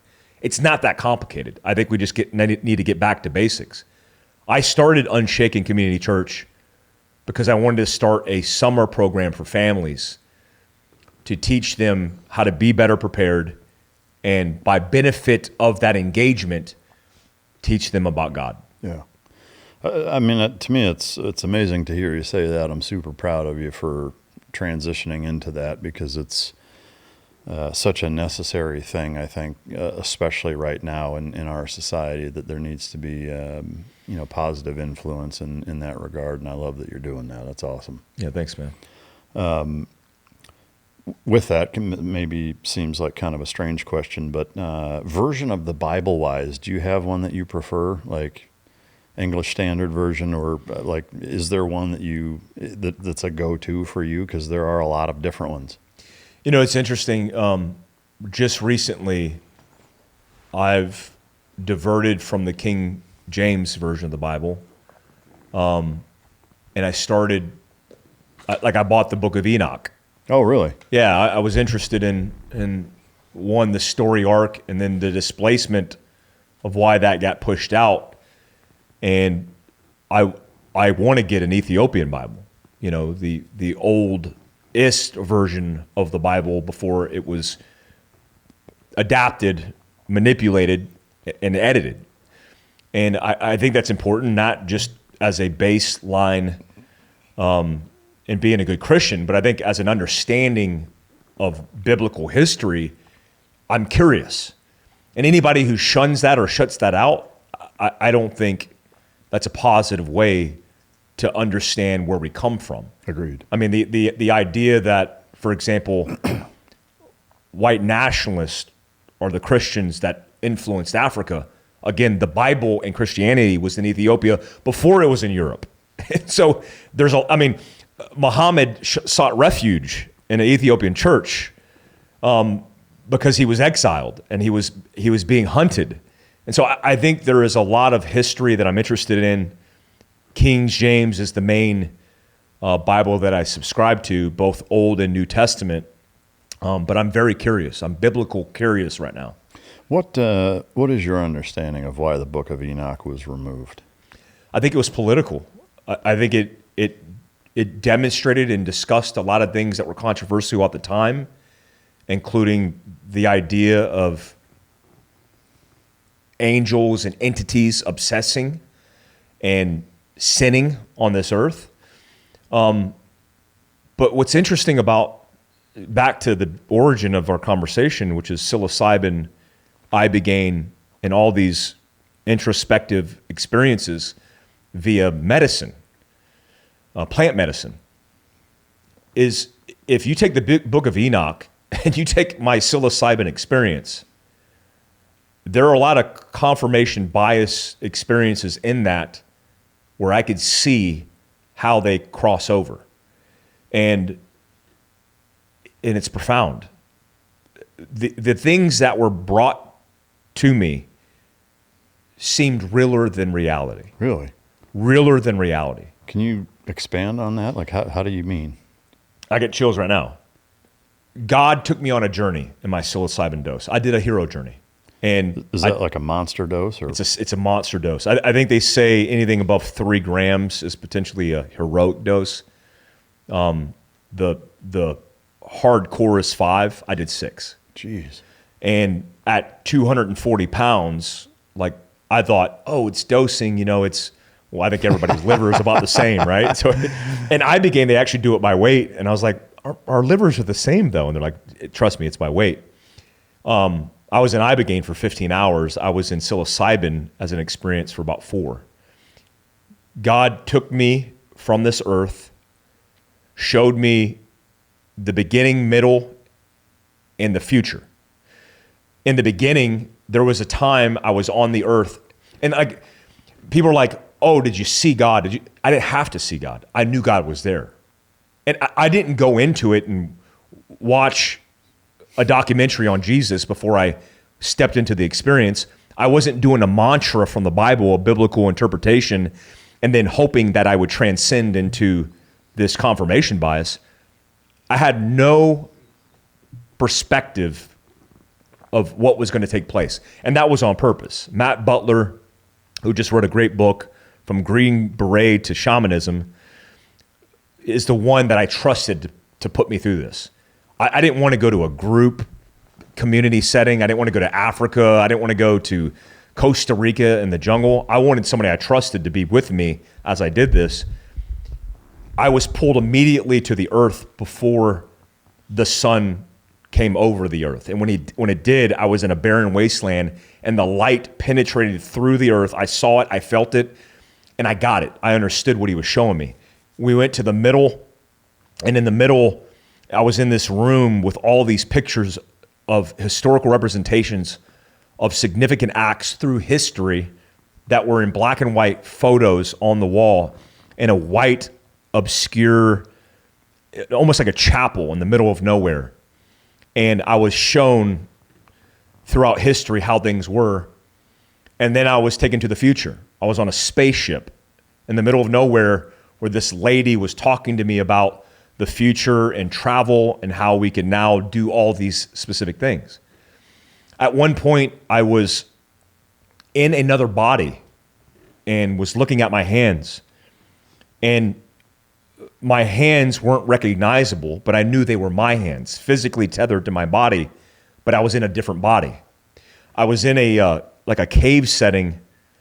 It was very rudimentary, like a cave where everything was rustic wood, like you would church up a cave to be modern looking. And it was this space that I was in, and I was laying on a bed like I was sick, and there was furs on top of me. And there was a shaman that in practice was like Matt Butler, giving me medicine to treat me. And I recognized that I had been in this circumstance before, but it was a different life, a different experience. In one scene, there were streams of water colliding in this pasture at the bottom of this hill. It was like a meadow. And on the top part of the meadow was a pasture where there was cows and livestock. And at the bottom, there was women, and they were scooping water out of this stream. But there were multiple streams converging. When I went down into the streams that were converging, I stepped into it and felt and saw all of the memories of these people. And what I said out loud that I don't remember saying, but Matt told me in our after action that I said, and I vaguely remember, I said, it wasn't dreams, it was memories. And what it made me realize is I've always been a big dreamer. I've dreamt my entire life. I'll tell you after this a profound thing that happened to me with my children that I think was a direct message from God. But I suddenly recognized that the dreams that I was having over the course of my life, which I dream every night. I can tell you detail-oriented dreams, all the nuance and all the detail. They're not dreams. They're accumulation of memories throughout my entire existence in my DNA, throughout history.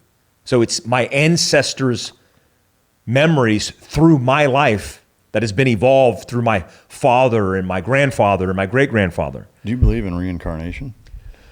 So I don't necessarily believe in reincarnation, but what I've realized is like me and you are sitting here. And the reason we're sitting here and we're comfortable in this place, in this position, is because somebody before us suffered hardship and was resilient enough to combat and fight and battle and survive. That's why we exist. If you think about it, your existence, which is very rare, especially being born in America and being born into this perfect scenario and situation, even in this time in our lives, which is the most advanced time, a great time to be alive, the greatest time, is because of all the hardship that was suffered before us. That is imprinted in your epigenetics. In your DNA, it is imprinted.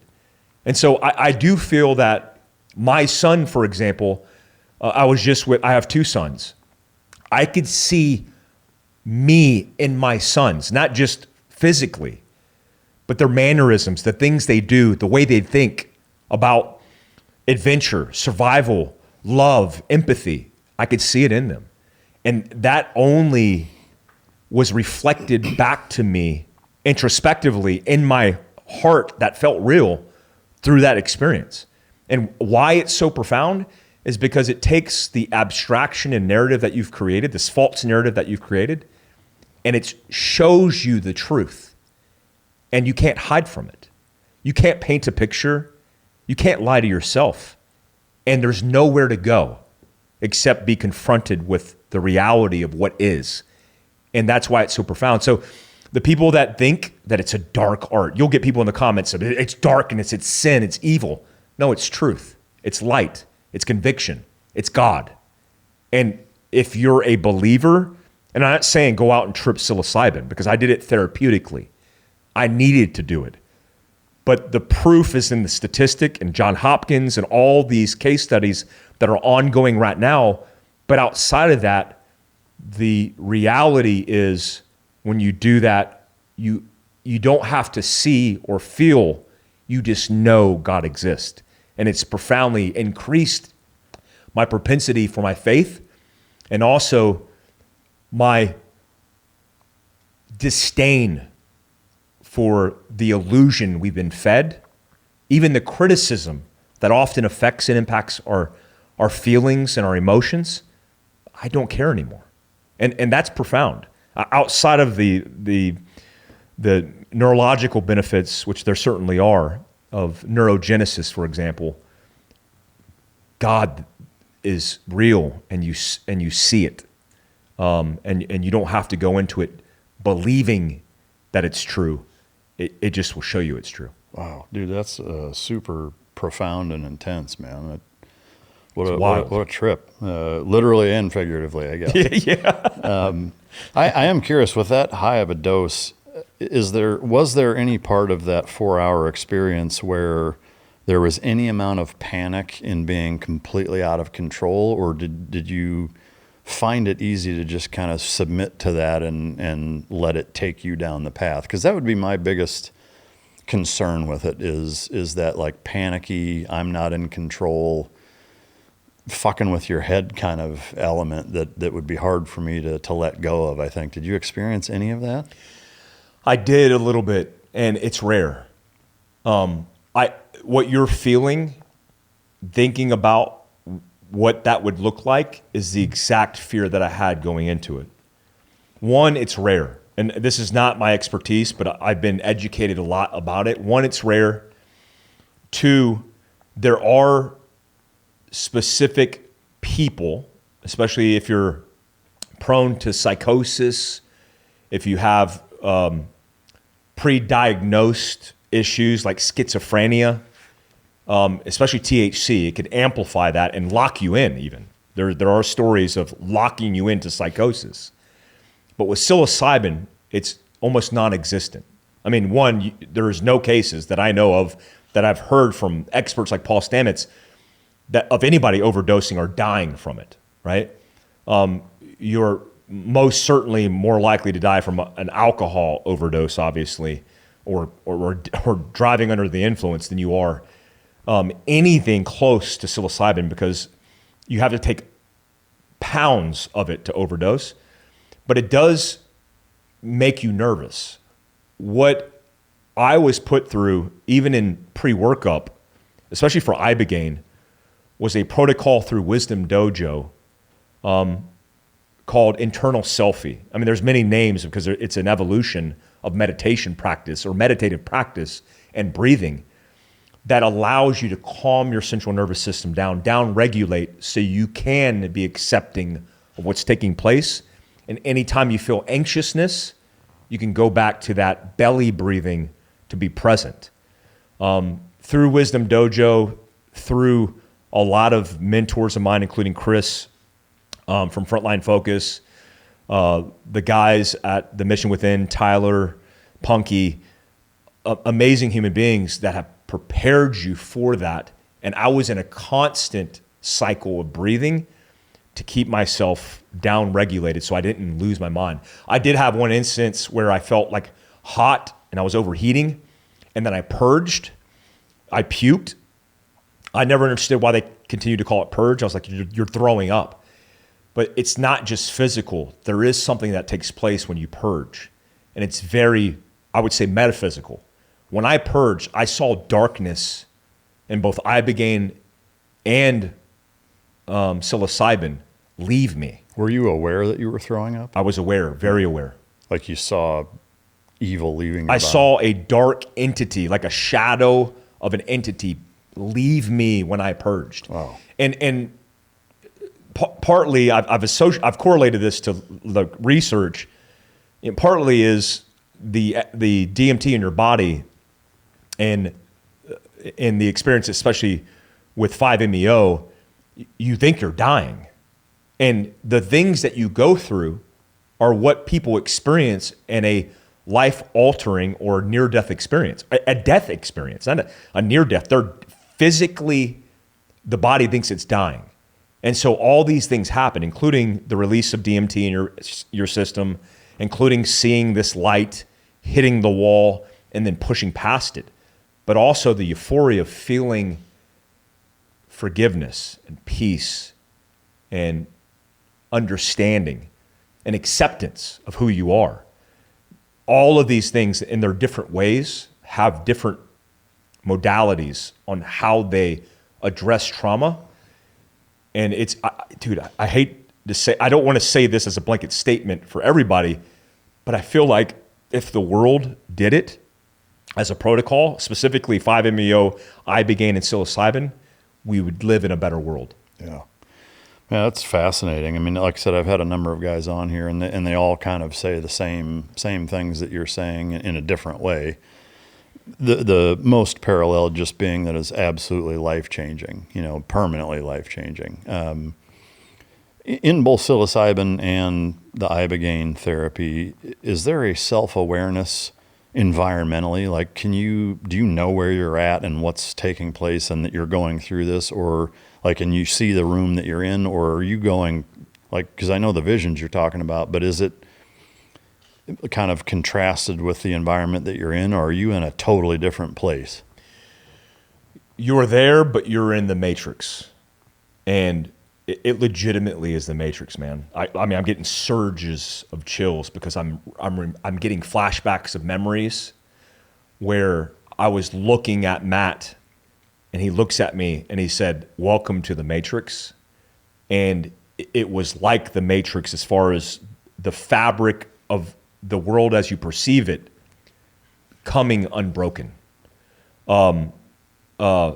Everything was malleable. The floor I could push myself through. I could transcend into different universes, not different worlds, different rooms, different universes. Ibogaine is different because the introspect is everything that you've experienced internally.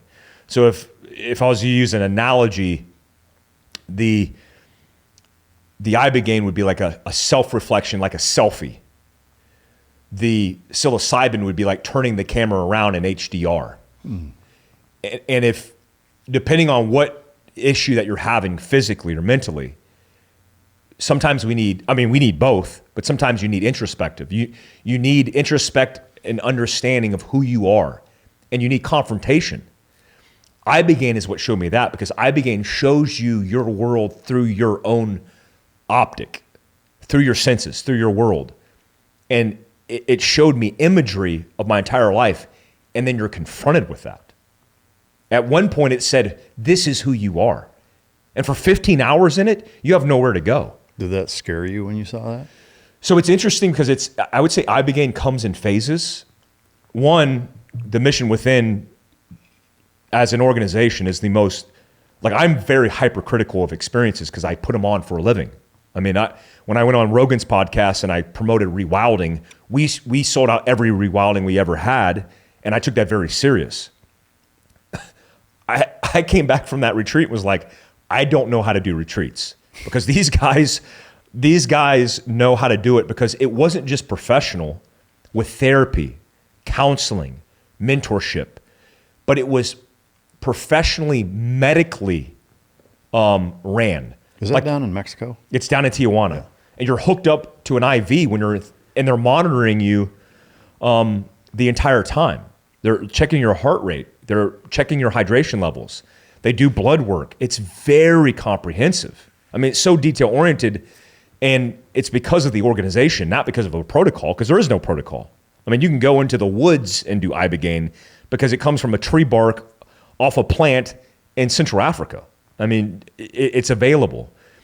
What I recognized about Ibogaine is that Ibogaine confronted me with who I was, and because it was phased, at the time in which it showed me who I was accepting of that. And when I came out of it, which again, this is a 15-hour process for me specifically, I had the realization it's not that complicated. We're not that complex. Everybody makes mistakes. And moving forward, who you are and who you choose to be is completely a choice. One of the gals there, she's one of the mentors. She's Mexican descent. She basically said, look, Ibogaine's going to show you who you are, and you can't hide from who you are. And the realization after this experience is that's okay. It's okay to be who you are. No matter how broken you think you are, we all come from the same place. We're all broken. And when you do the 5-MeO at the end of it, which is 5-MeO DMT, which is the near-death experience, you have a new lease on life. You want to, from that moment, get up and fix everything, change everything. It's short-lived, like everything in our lives, because we get back to distraction. But just the awakening taking place in your life, I think, is significant, especially for veterans who most significantly need purpose, and we lose purpose. That's the trauma that we experience. It's not necessarily war as soft veterans. It's the fact that we had a mission, a profound objective and mission that brought us all the purpose in the world, and now we have nothing. And you have to pick up the pieces and redefine yourself. That's where it helped me. Yeah. Well, so with that, I mean, with it being short-lived, and I know it's going to be case by case. Some people maybe need to more than others. Maybe some don't at all. But generally speaking, do you think that it's a once a year or every couple of years kind of thing, or one and done, and just go back to that internally to refresh yourself? Or, I mean, forgive my ignorance on it, but do you think it's something that should be repeated? I do think there's a component to sustainment. I don't necessarily believe, in my case, that it's going to do Ibogaine again, but I do think it's about self-reflection, about therapy, about meditation. I do meditation every Wednesday, 10:30 to 11:30, with Frontline Focus, and I'll stay in that practice for the rest of my life probably. Yeah. Because it keeps me accountable and keeps me practicing, right? The Ibogaine itself, especially for addicts, has a 80+%, I believe it's like 92% fix rate. So, I mean, are people showing up fully addicted and they're leaving? I mean, is there not a withdrawal issue? No. Really? Well, there's a lead up where, I mean, like for example, caffeine. They don't want you to do anything. So if you're an addict, no drugs. If you're a caffeine drinker, no caffeine. Right? For how long before you do it? Weeks prior to going, because they want your system to be clean. I abstain from caffeine, from coffee. And post, I drank coffee this morning. I'm completely fine with it. But I've never been addicted to anything. In my 20s, I never had one drop of alcohol. When I became a team sergeant, I started drinking because my guys were stressing me out. And as I started to develop this crutch, which is alcohol, I started to lose control because I'm like, yeah, I just do a couple of drinks. I just do a drink at night, for nightcap. And then it was a couple of drinks a night. And the next thing you know, I'm going through a handle a week and I'm like, wait, I'm saying I'm not an alcoholic, but I'm buying $100 of bourbon, Kentucky bourbon, every week. I'm doing tastings, and then I'm like, hey, let's book a trip to go on some tasting in Kentucky. What the hell am I don't even like alcohol. And when I came back from Ibogaine, I haven't touched it, haven't had the urge. Last night, flying here, I wanted to get a mimosa because that's my go-to on a plane. Didn't even think about it. Yeah. I didn't even want to touch it because what it does, I think it recalibrates the system and it creates a new base, and everything that's toxic or poisonous to your system, everything. I'm talking about like the plastic that's in your water bottle. You don't want to put in your body, and you abstain from everything. And allegedly, I'm not an addict, never been addicted to anything, but allegedly, people who are addicted to hardcore drugs, they never touch it again. Well, but I guess what I'm curious though is obviously if they're an addict, stopping on their own for weeks ahead of time, is that realistic? Or are there people that show up that are fully addicted to opioids or whatever, and it's flooded in their system when they go through that therapy? Because to me, it's a little counterintuitive. It's like, well, if you can stop for 3 weeks prior to going through it, you can probably stop it, generally speaking, no? Not speaking for the Mission Within, because a lot of it is private information, obviously, the HIPAA stuff related with specific cases. And I think they do something with addicts as far as a protocol prior to them going. So they might even allow them, like, hey, we understand that you can't be loaded when they show up. Yeah. The group that I went with, there was no really hardcore addicts. There was a lot of trauma. But I would think there would be a protocol. Having worked with Warrior's Heart with Tom Spooner, Scott and Tom, I think both are doing it. Both of those organizations are very careful with addicts. Yeah. And they have a protocol leading up to it.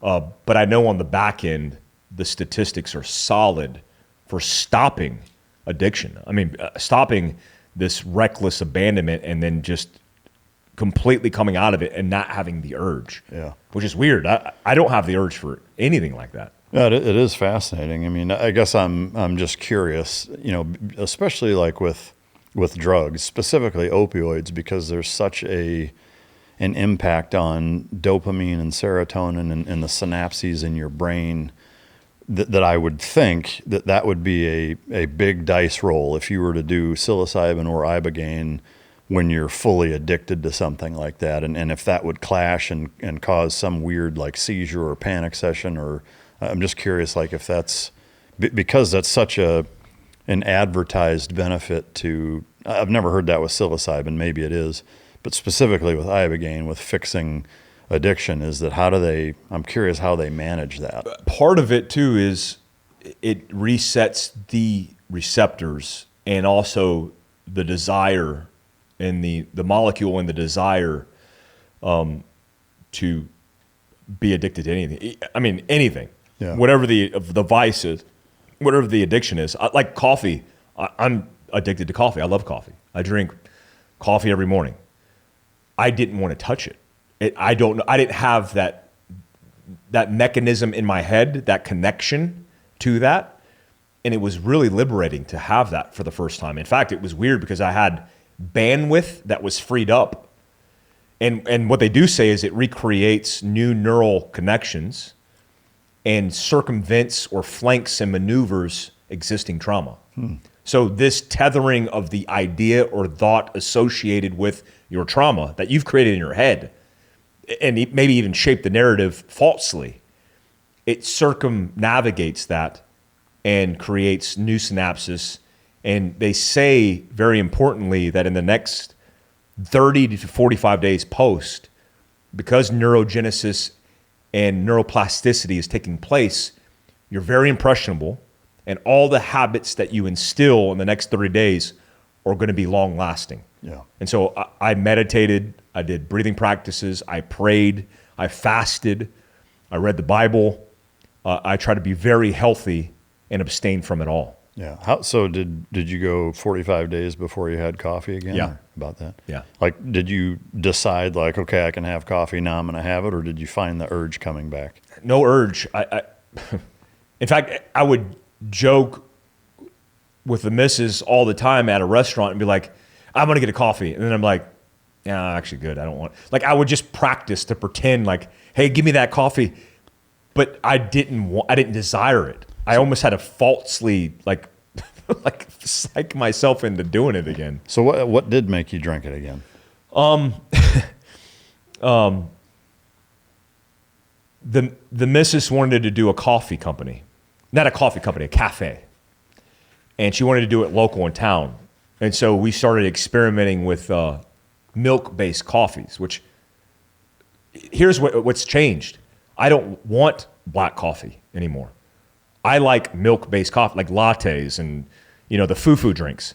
Because one, I drink a lot of raw milk because I like it.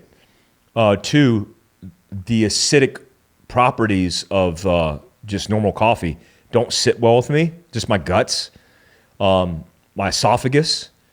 And so we started experimenting. I was like, let's do some latte stuff. And then now as a habit, I do latte. But now with caffeine in my system, boy, I sure recognize it because it's like jet fuel.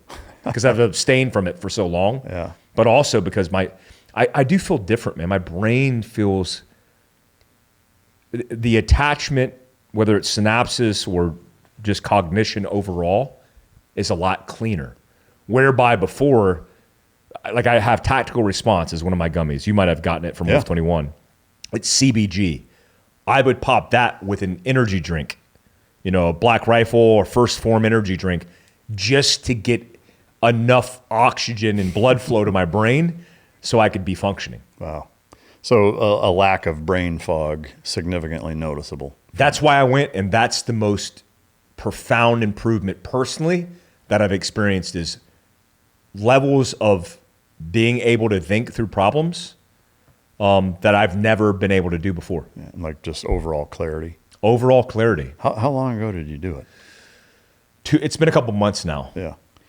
Like I said, I've talked to so many people that have done it, and I'm fascinated by the process and the impacts. You got to do it. You have to do it. Yeah, I would consider doing it. I guess kind of similarly, I've always been like, yeah, it's really neat. But then when I look at everybody who's done it and the reasons why they went, I'm certainly not scared of doing it or even apprehensive. It's just more of a like, I don't know why I would do it. Like, I'm not depressed. I'm not unhappy. Like, I love my life. There's no significant problems in it where I'm like, man, this is really kicking my ass. And I don't say that to gloat. I mean, I'm very thankful to be in the position I'm in, but I'm happy. Like I don't, to me, there is a component where it's like, if it's not broke, don't fix it almost, where it's like, there's nothing in my life that I would point to and be like, this is all fucked up and I don't know how to fix it. So it's like, well, why mess with that to a certain extent? It's not to say that you can't still always improve, but there is a part of me that's like, why mess with that? I don't know. I am curious though, Ibogaine versus psilocybin. I know you said both are important, and I imagine it depends on if you do have issues, what those issues are that's going to sway you to do one over the other or even one before the other. Is there any protocol to that of one before the other, or only do one if you have this issue versus that, or like how do they kind of navigate that? I think each medicine resonates with people in different ways. That's what I was communicated. And like Ibogaine's known as the ego dissolution. 5-MeO is the same way. It completely eradicates your ego, whereby you would always be worrying about what people are thinking or saying or doing. And now post the experience, I'm like, I don't care what anybody else is doing. I care about me. I want to be more present. Psilocybin has always been the like, hey, worldly perspective kind of deal. Like I want to understand and not be so anxious about death, about the other side, about what happens after life. So I think there, in my protocol and experience, I had the same ideology as you. I'm like, look, I don't have many problems. But even for emotion, deregulation, perspective, even in communicating to people about the experience. That's one of the reasons I went too, is like I talk to people and I want to know what the experience is like, right? I don't want to just read books or listen to books and know that. So I think for me, the protocol was perfect because I did psilocybin prior, and Ibogaine is a sledgehammer. It is not the fun drug. It is a kick in the dick. And for me, going through psilocybin and the meditative and breathing practices, being prepared for it, set me up, I think, for success for the Ibogaine, for it to be more likely I was going to get something out of it. Yeah. Guys expressed that who had been through the second time, they expressed the same thing. That the first time they did it and they did Ibogaine just straight out the gate, they didn't have a profound experience because they weren't really prepared because they didn't do any other type of medicines. And 5-MeO was just like the cherry on top. Is any of that in your book? Your book was published before then. Prepared has none of that, but my second book that I'm self-publishing, I'm writing right now, is all about that. And it will have that. Do you have a title on that yet? Right now, the title is Fighting from the Fetal. Oh, nice. And it's the idea that no matter how much you get kicked and beat down, as long as you're still breathing, you're still able to fight, even if that's from the fetal. Yeah. Man, that's awesome. You mentioned you're married now. Mm-hmm. Congrats on that. I didn't know that happened. Is there anything that I haven't asked you that you want to talk about before we get into kind of the current events stuff that I wanted to tackle? No, just the emphasizing of the faith, like that's an important component to my life now. And it was brought on by a lot of neglect, but it's always been part of the story. And anybody who's struggling, despite their disdain, because I have disdain for the church, for churches, with all the corruption and the disgusting conflicts that are driven by men, that if you're struggling like that, default to the basics as God intended, which is the Bible. Pick it up and read it. The Ethiopian Bible. Maybe even the Ethiopian With the Bible. Book of Enoch. With the Book of Enoch, which is a great read, by the way. It's fascinating. Yeah. On psilocybin, no doubt. On psilocybin. It's a psilocybin trip. Yeah. Man, I appreciate you catching us up and giving us the update on everything that you've been through in the last couple of years. There's some current event stuff that I wanted to talk to you about just because it's been front of mind, and it's even stuff that you've already talked about on YouTube a little bit. The first thing before we get into the Charlie Kirk stuff, just because you've been pretty vocal about some of the holes that you've seen in the investigation and narrative being told about that. But before we get into that, just kind of the vet on vet hate and drama that has really exploded, I feel like, over the last year or two. Do you feel as though within our community, kind of the policing of others, that there is an innate responsibility for any of us that are on social media and YouTube that interview people or tell stories or what have you to kind of vet the accuracy of stories being told? And like, is there a responsibility for hosts of shows to do that, or just maybe team members of guys who are on podcasts that tell stories that maybe are embellished or inaccurate or whatever? Like, where do you draw that line of holding the community accountable, but also kind of minding your own business?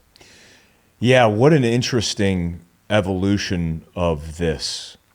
As veterans who do podcasts, we've both been doing podcasts a long time. I actually have a real early experience with this 10 years ago.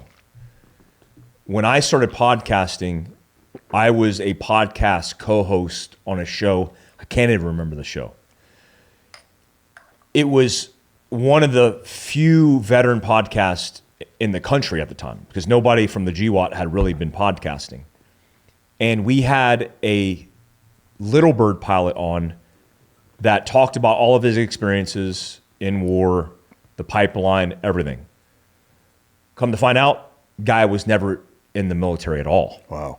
lied about being in the military, about being a pilot, about flying a little bird in combat. He shot bin Laden too, by the way. Yeah, off the little bird. So with all that being said, there's some level of due diligence, but there is a reasonable expectation between me and you as host that the people we're talking to, who are obviously being pushed all over the world via the internet, are going to be telling the truth. Now, a lot of things that I've seen, one, have nothing to do with truth and everything to do with positioning. Some of the culture that we have kept behind closed doors and not been vocal about because it exists in all of our branches of service has evolved into what that is, where it's not about accountability, it's about destroying people because it's what our culture does. We have a dog-eat-dog culture. I mean, I don't even like to insult dogs that way because We eat our own. We eat our own viciously.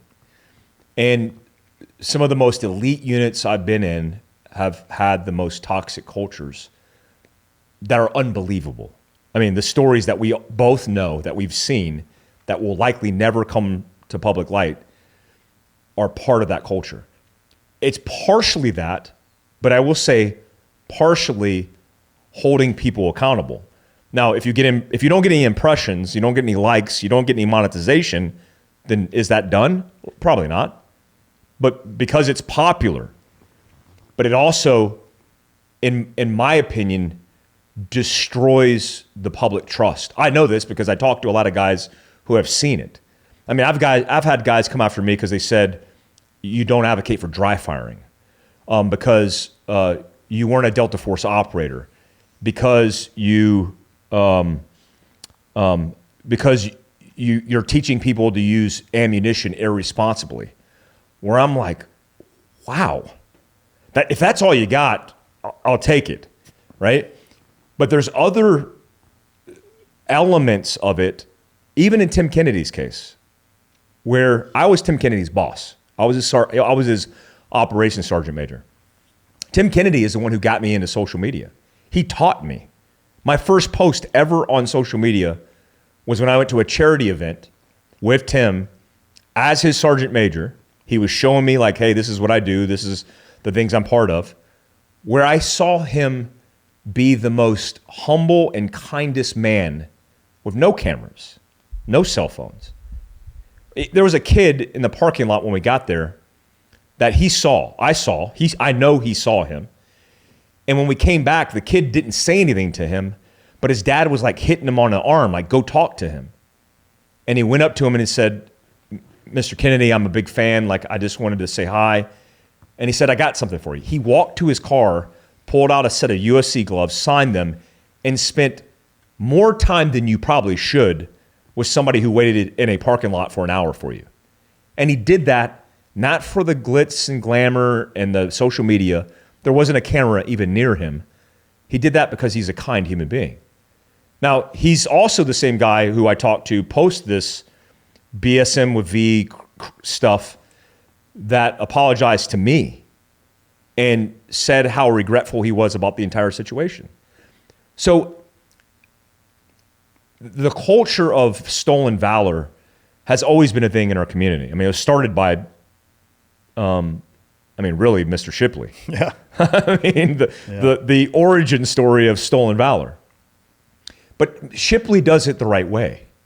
He does it very professionally, gives the person the opportunity to set the record straight, and does so until it goes high and right, until it gets really bad. He does so professionally and in a very tactful way. I mean, he's been off the rails, but only because the person starts lying more. So I don't know what that is, but here's what I do know. Rob O'Neill filed a massive lawsuit against that podcast. That's real. Now, you could say online, make your comments, joke, and do all. That's a real lawsuit. It has to be defended in court. And the probability of that being brought to a courtroom is high, based on my impression of Rob's opinion of it. There's real consequences to getting it wrong. Now, all the people who have talked crap about me, for example, about like, you don't dry fire, where they took a segment of something, I don't care. It's just internet. It's what the internet does.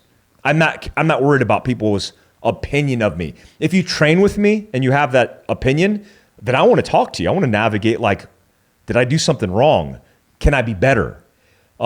Lastly, what I'll say it's done profoundly in young people's hearts and minds is it's tainted their idea and perspective on what our community looks like. Yeah. And I've always wanted to protect that in a way, because there are ugly parts to every culture and community and tribe, because it's tribalism at its best. But I hate that, because I don't want anybody not to serve in elite organizations at the tip of the spear for this country because they saw some bad PR segment online.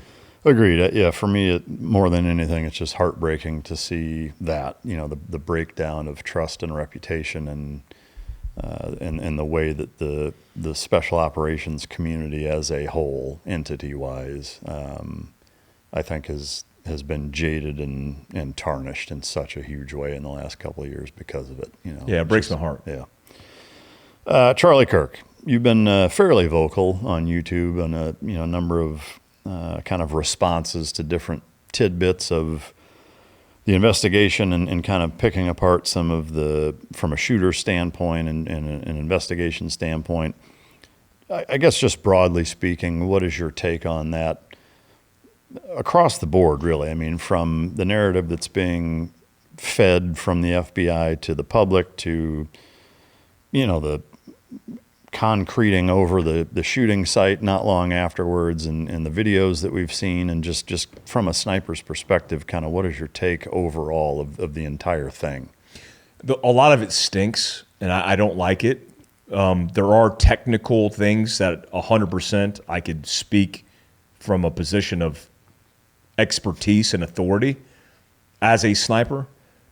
But overall, the entire thing doesn't technically meet any of my evaluations of what an organized hit would look like, pinning it on one man who grew up hunting a little bit, who had little to no exposure to guns, and grew up in a conservative home.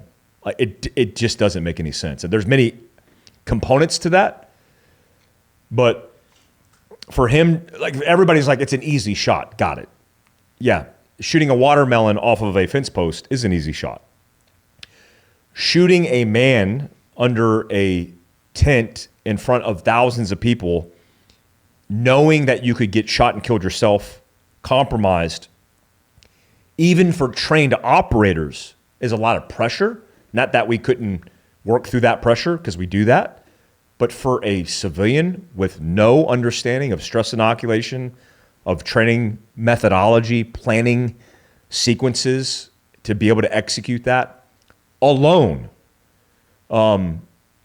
seems off to me. Is there, to play devil's advocate, because that's my jam, is there any element of young, naive, almost too dumb? I mean, it's kind of like going through buds at 18. It's like you're almost kind of too dumb to even understand what you've gotten yourself into.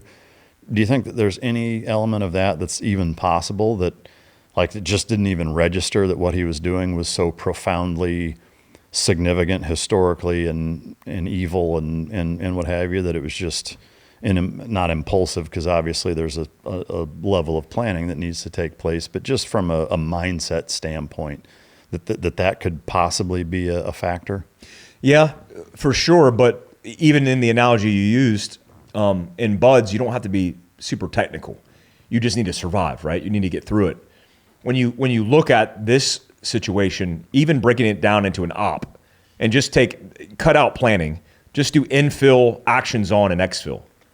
To flawlessly infill, flawlessly execute, and flawlessly exfil without compromise, and only to be, like, if that happened, which it happened allegedly, And then to throw it and piss it all away by throwing the rifle in the woods seems like a contradiction, an oxymoron. Like, why would you go through all the work of apparently planning and then perfectly infilling actions on and then exfilling only to chuck a rifle to be seen off the side of the road? And now, do I think he's a psychopath? For sure. It typically takes that kind of personality to be unaffected. You either have to be a trained operator or a psychopath. Or both. Or both. It's a blurry line there. To effectively pull something off like that.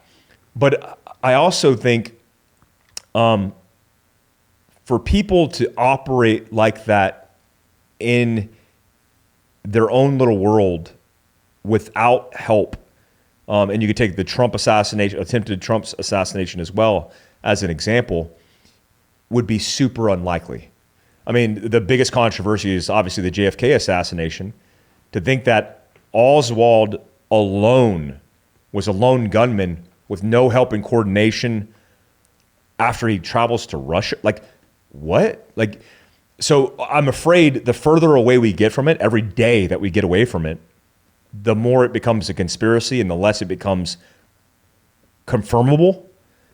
And I just think it's ass backwards. I think the entire thing stinks.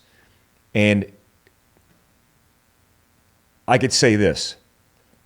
The day after, I talked to a high-level CIA official. Very high. And he told me, I don't even know if I should say this. I think you should absolutely say it. He told me that the FBI is not cooperating with him. And he is trying to corroborate potential foreign influence and was getting blocked out of every opportunity to confirm or deny that. And it was written off as no foreign influence less than 48 hours in. And this guy has access to the President of the United States. And so for that to be said from the guy and asking me if I had anybody that I knew on the inside to be able to get information because he wasn't allowed to access it, I'm like, why are you calling me? Tells me everything that I need to know.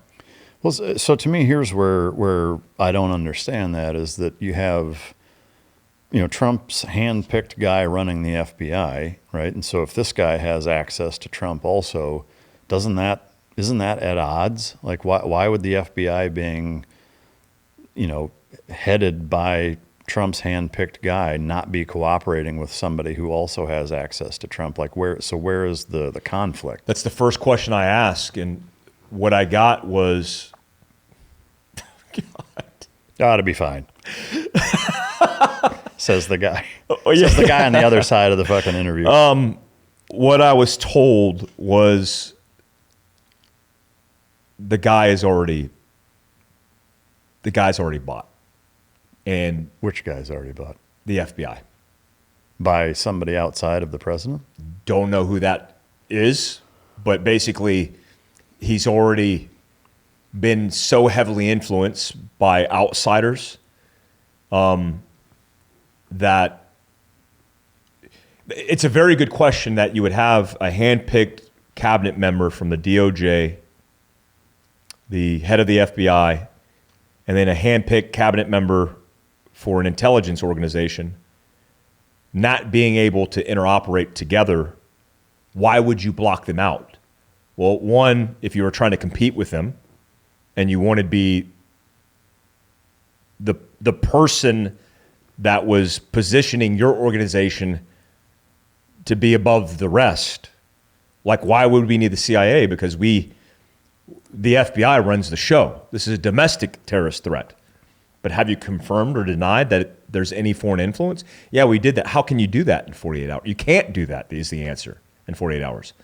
So it's either external influence or a combination of that and protecting your organization because you are the show. And on game day, as it was advertised, again, in post press conferences, they did everything right. Or did they? I mean, I don't know the answer to that, but what I do know is when the CIA is getting blocked out of even investigating foreign influence days after it happened without a proper investigation or without even cooperation with a proper investigation, that is a massive problem. Agreed. And I guess, if I'm in your shoes and I'm speaking with this higher up CIA guy that's telling me this, but who also has access to the president, the way my mind immediately, or where my mind immediately goes, is why wouldn't you tell the president then that that's taking place? And maybe he has, but if he has, and the president isn't either A, doing something about it or making coordination happen, to me, you can deductively reason then that would imply that the president has a part in it too, no? I mean, or am I missing something? Well, I think what I've gotten so far, and this has been a culmination of Tulsi Gabbard and many other people, including Sarah Adams and Khalid, these intel experts that focus on understanding what's going to happen in like 9/11 2.0, right? I do a show every Wednesday, a live show with Survival Dispatch, and we talk about the prospect of there being a 2.0. There is all the indications, foreign terrorist organization, intel-wise, that it is going to happen. So if that's the case, then why aren't we taking it serious? Well, a lot of the people after this young National Guard's woman was killed at the age of 20, on Thanksgiving she passed away, how much coverage was there over that? Zero. Nationally, zero. She was killed by an alleged jihadist and there was zero coverage on it? Why would we not be doing that? Well, one, you could advocate that they're protecting the perception because they don't want the American people to panic. But we know from history what actually happens. Or two, they're just complicit in it. And they know it's going to happen and they don't want to say anything because they don't want the fallout. I think we're closer to that than we've ever been because radical jihadists have not gone away. They've only organized, planned, and prepared more and more. And maybe that's the issue. I think profoundly that's probably a variable of issues that the reason why we're not addressing it. But I guess more specifically on your CIA contact, the FBI, and the president, I guess if you can help me understand. I think they tried. I think he tried. Well, so again, nobody's listening. Well, I mean, but doesn't that tell you quite a bit, though? Tells me a lot. It's like, so then wouldn't the president either know something or have some involvement? Again, just deductive reasoning. It's like, well, if you tell somebody there's a problem and nothing changes, why would nothing change? Let me expand on this a little bit. That person sent several employees, that's job it is to analyze, assess, and investigate that information in which they have access to. They sent them from DC to Provo, Orem, Utah, 30 minutes down the canyon from my house, and all of them were denied access and told to turn around and get back on the plane and fly away. So it wasn't just words and blockading or ignoring phone calls. It was a deliberate and intentional turnaround, which is one of the main reasons when I talk about it on Survival Dispatch, I think it is a massive issue that is nearly like the Epstein issue, where there's so much convolution and corruption involved in all of the information that it ever released would cause all this controversy, which is why the full JFK picture has not been presented as promised. The full MLK picture, RFK picture has not been fully divulged as promised. It's because they're trying to protect us, that's their justification, from the information because it's a need to know, and we don't have a need to know.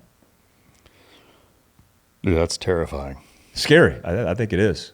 Yeah, I mean, like if you're connection at the CIA is communicating that to the president, and it's still not being fixed, that says a lot. You know? I mean, especially about the Charlie Kirk thing, because there's only one reason that I can think of that you would possibly not fix that problem, and it's that if you didn't want that problem to be fixed. I am not suicidal. I've done Ibogaine and Psilocybin, and in no way would I ever do anything to self-harm myself. Well, same here for the record. So the $1 million question or questions, do you think the identified shooter actually did it? And or do you think there was foreign involvement? I don't know if you've followed up with any of the stuff that Candace Owens has been putting out. Yeah, I do. Of late about potentially some French connection or that there was a foreign connection of some sort. What do you think happened? Do you have a theory? My theory is he was the shooter, but there's a lot more involvement, including foreign adversaries. Look, for people to write off the idea that there is no foreign influence at all in this particular case does not understand history or the world we live in today. Having worked for the CIA, having worked for Special Operations Command at senior positions, briefing generals and deputy directors of the agency and a lot of influential politicians, being a person who advocated for the military's position in Libya, in Benghazi, and talking to members of Congress in investigations of all this, a whistleblower myself, blacked out on Fox News post Benghazi, saying that the military could have responded with Adam Housley. 100% foreign influence is likely the framework of how these things happen. Whether it was the Trump attempted assassination or our assassination in Utah that killed Charlie Kirk, it's likely the case that there was some foreign influence in some way. Was it an asset that was inside the chat groups that he was in, who recruited him, influenced him, and then pushed him to do it, who offered him material support? That's my theory. I think that's what happened.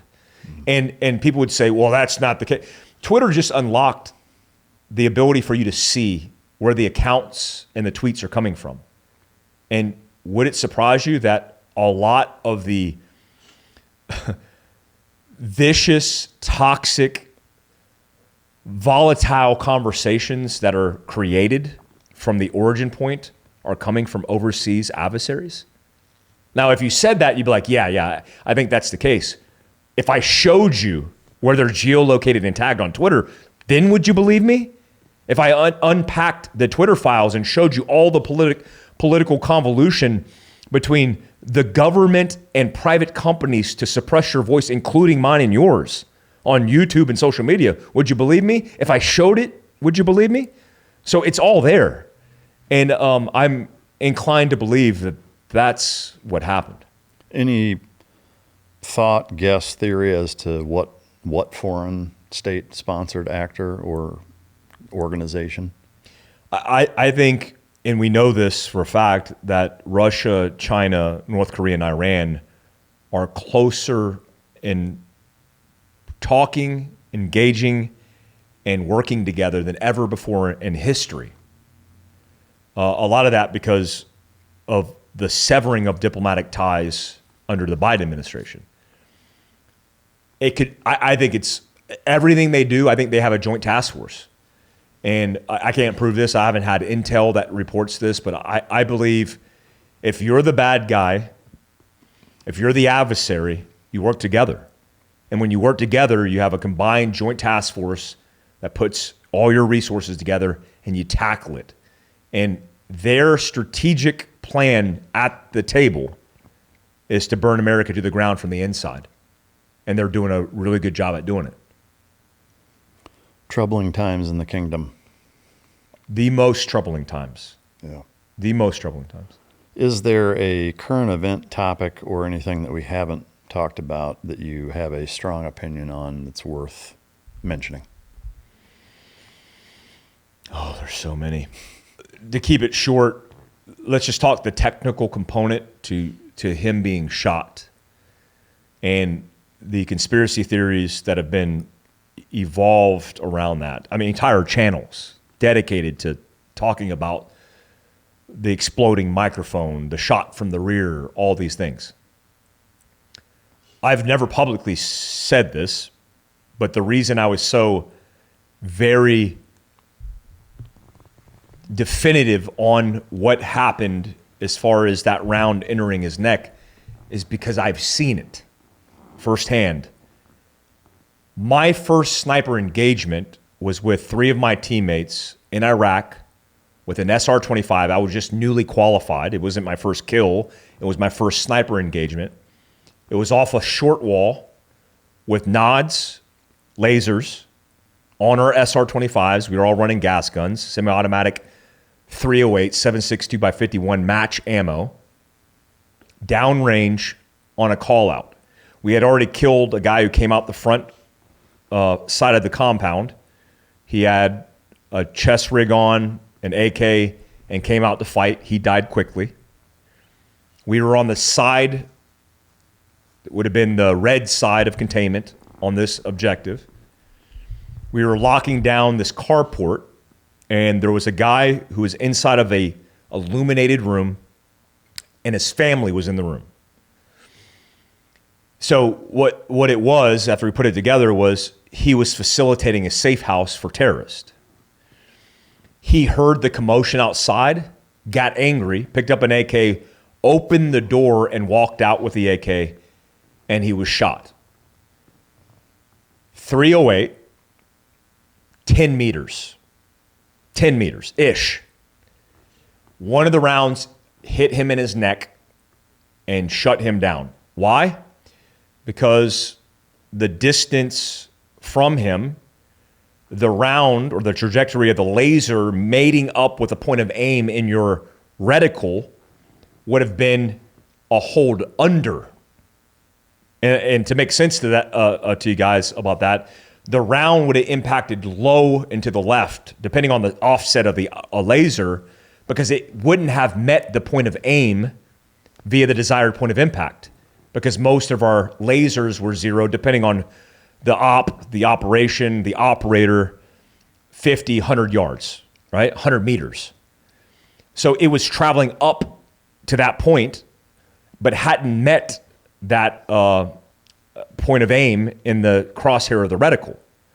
So it would have been low in impact. So if you put the laser, for example, and you zeroed it at 25 yards, and you're taking a 10-yard shot, the round would impact below the laser, because obviously it's point of aim, point of impact at where you zeroed it, 25 yards, let's say in this example. So if the person was aiming the red laser on the tip of his nose, it would impact right below his chin potentially. And I'm using that as a gross example. I don't know the terminal ballistics at the moment of impact. But what I do know is the round didn't go through his spine. The round indexed in his spine. I saw a lot of hunters talk about this as well, but I never saw anybody actually illustrate it right. If you shoot a large animal like an elk, which I have killed many elk, with a large caliber round, anything above 30 cal, you get 308, 300 Win Mag, 30-06.